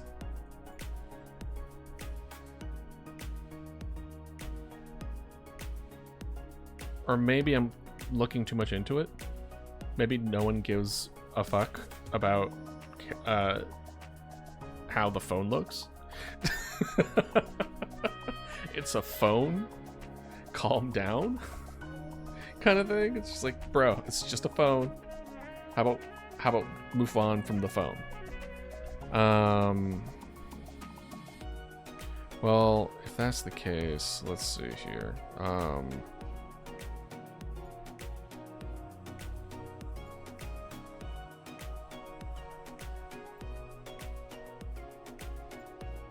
It's like negative 92, negative 90. There we go. Something like this. Clearly seen, all that. Well, the phone and the base of the phone don't necessarily need it, right? Because if we look at... Let's see here. Let me switch to the display again. 90s home phones, right?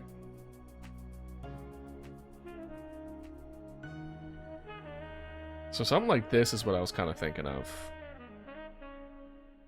but it had caller ID. How about thousands home phones?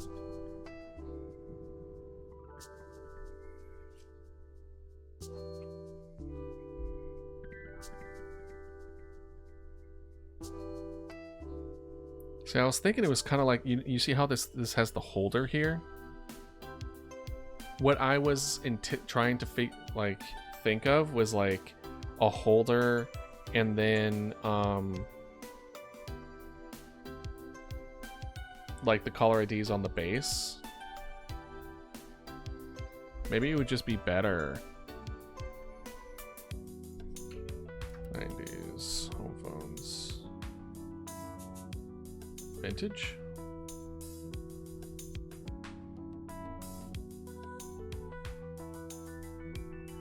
Caller ID.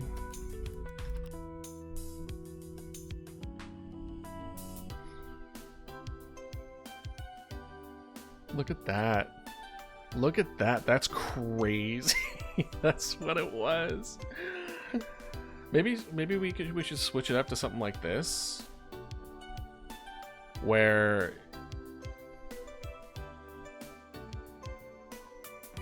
it's kind of like has all these. No.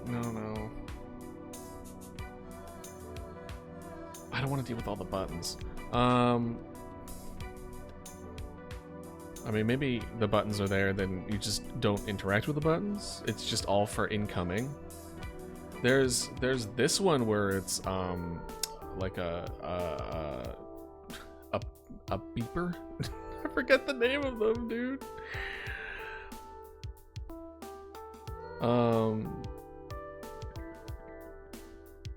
Certainly not like this. Not like a rotary phone. Nothing to that extent. Nothing to like this extent, where it's just big and blocky like that. I still want that, which is why I'm like, maybe the early 2000s might be closer to what we're like thinking. Because I'm thinking something like this, but it was like on the bottom. But maybe my brain, maybe I need to think like, oh, maybe it should just be on, we just have a screen in the middle of it versus the bottom of it.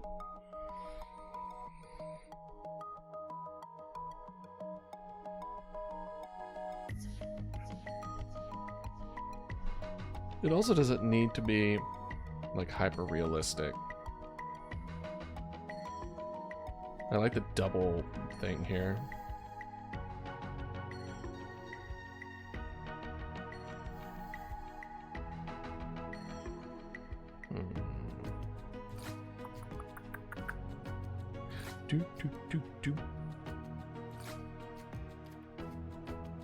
What phones look like? I mean, I still...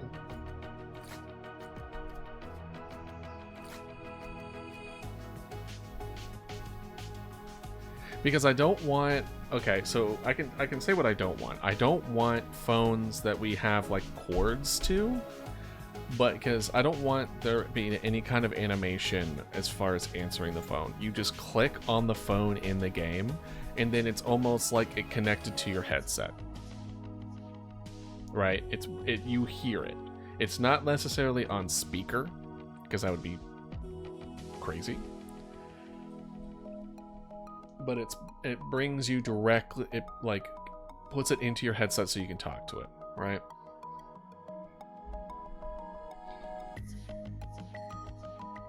So I'm thinking, because the original idea was something like this, where this is the phone, and then this would be the holder, and this holder would display the caller ID, and you would click the phone, and then it would go directly, it would then zoom back out. I don't think I would want a zoom out button for this. I think you answering the phone automatically zooms out, so you don't then click. Or maybe you do want it. Maybe zooming out automatically is problematic because maybe you're looking at the caller ID.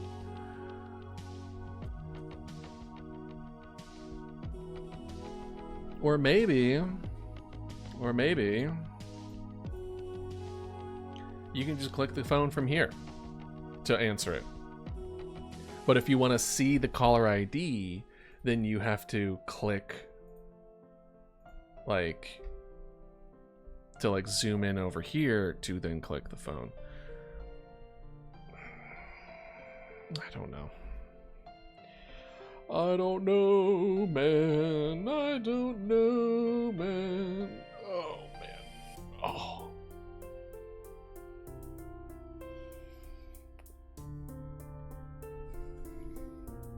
Well, let's look.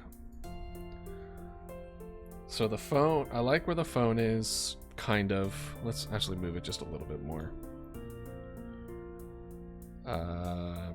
Like, maybe it would be better if it was kind of like this.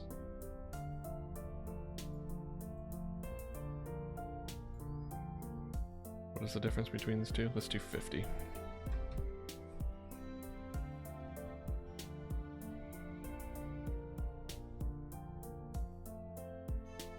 Kind of like that.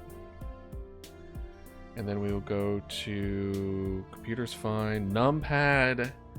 Did I do the same thing with the numpad? Survey says, yep. Jesus Christ, Will.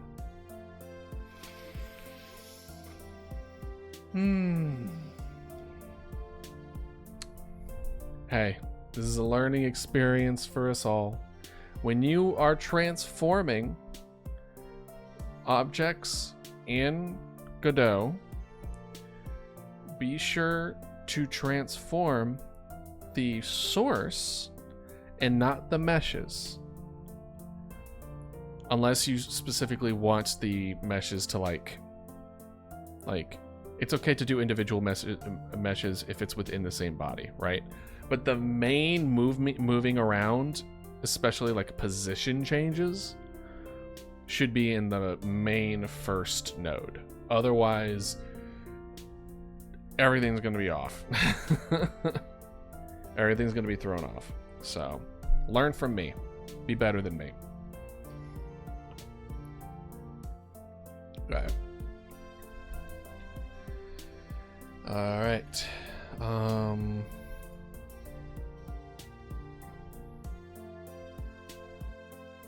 That explains why this was it felt so weird and I couldn't do things. So we have two separate meshes here.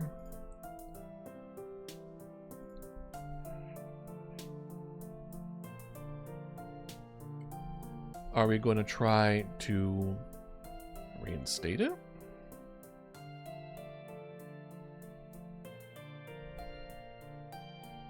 We're going to try to reinstate the numpad one. The other one, we're just going to wing it. Okay. Snipped. And then now we revert. And take our mesh instance, revert. I almost did it again. 0.003. 1.094. Then 0.717. Negative 41. And negative 44. Then 0.215. 25. Nope, that's 0.25. Whoa, 0.25.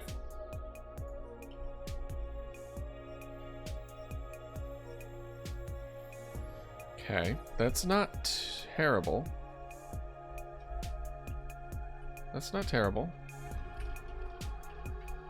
Let's look at our camera.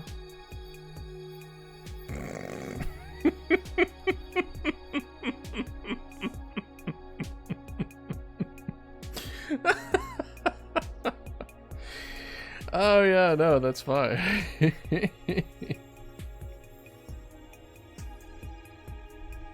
What is he looking at? Bro, what you looking at?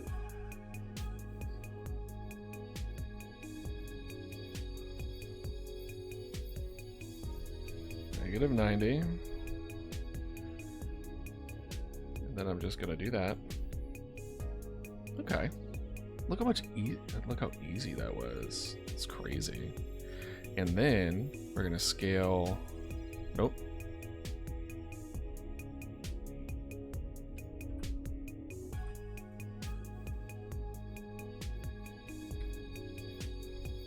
Okay, let's get out of this. What am I doing? Was it Z the whole time? It was Z the whole time. Now let's go back. Go back. Oh boy. All right. Okay.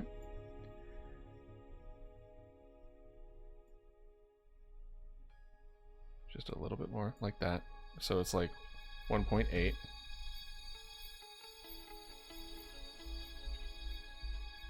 And then we just want a little bit of distance between the two. So I would say we want this to be a little back. Like that. And that's it. It's so much easier when it's like... it's like 1.8, and then like for X it's 1.1. Maybe it's Y 1.1. Yeah. See?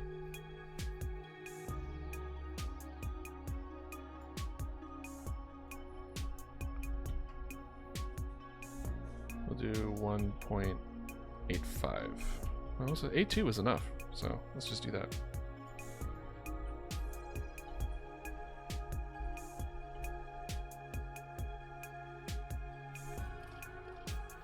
I'm fine with that. Because if we look at like CAT numpad,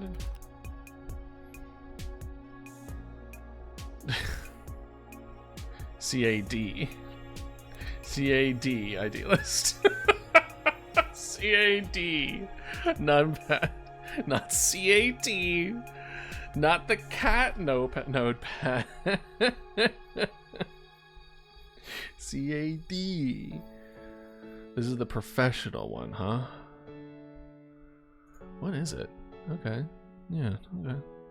Numpad for CAD and 3D professionals. This is kind of what I was thinking of. Something like this, where it's just like boop, boop, boop, boop, boop, boop. That's the noise that they would make. I'm gonna voice it. I'm gonna make the voices. I'm gonna make the sounds. Beep, beep, boop, boop, beep, boop, boop. Oh, that's funny. Oh, computer-aided dispatch. It was up here. Computer-aided dispatch is what CAD stand for.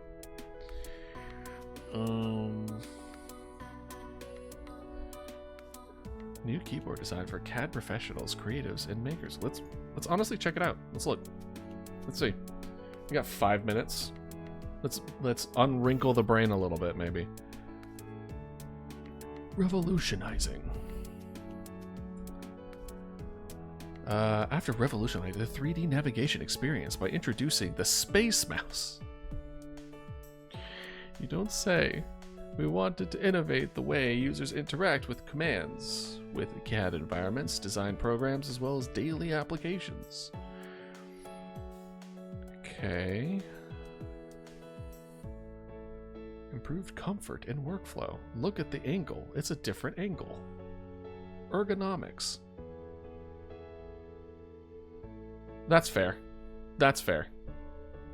I will say that is you ain't doing anything with your left hand.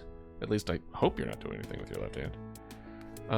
What is this? This is what I want to know. What is the Space Mouse and the CAD mouse? Okay, now I'm down a rabbit hole. What is the Space Mouse? Discover all models. What is the Space Mouse? What is this? Does it work in space? I'm pretty sure I think the mice we sent to space would not appreciate this naming convention. Superior ergonomics. Space Mouse. What is it? Is CAD not what I like? Is this not treating it? Computer-aided dispatch? Hold on. Let's go to these advanced fully integrated working over the CAD design documents. Okay, do you mind telling me what you think CAD means?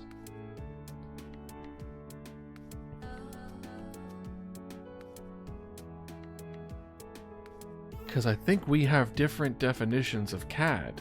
Because I'm thinking CAD in a computer-aided dispatch sense, but y'all keep talking about 3D modeling.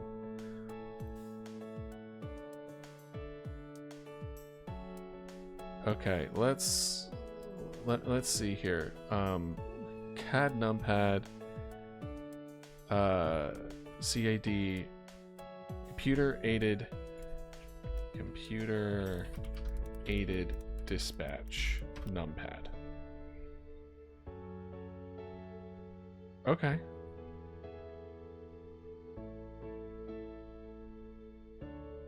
Ooh, what's this? Ooh, wait. This is 1970s. Crap. Oh, can I do like 1990s? Can I specify that? We got that.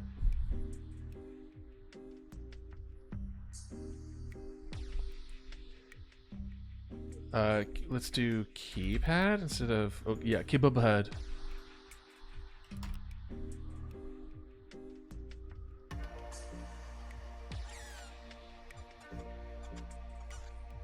Yeah, that's a whole lot of nothing.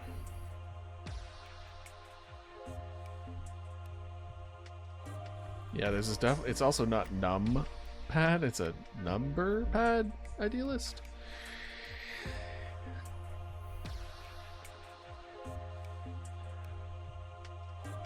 Okay.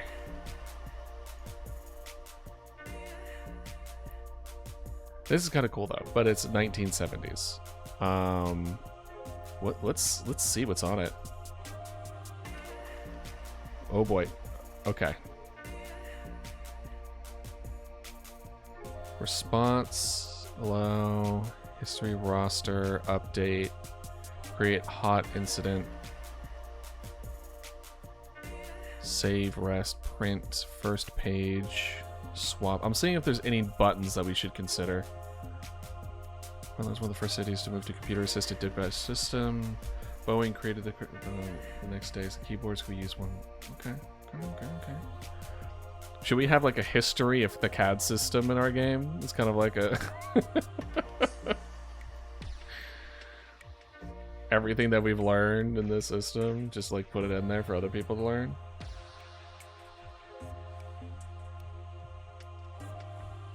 Replicate this key set, preferably the MP3 profile. What does that mean? What is this?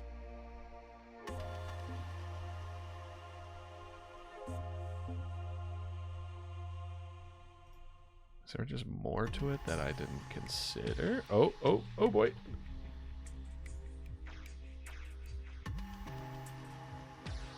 I was looking at these up here. Dang it.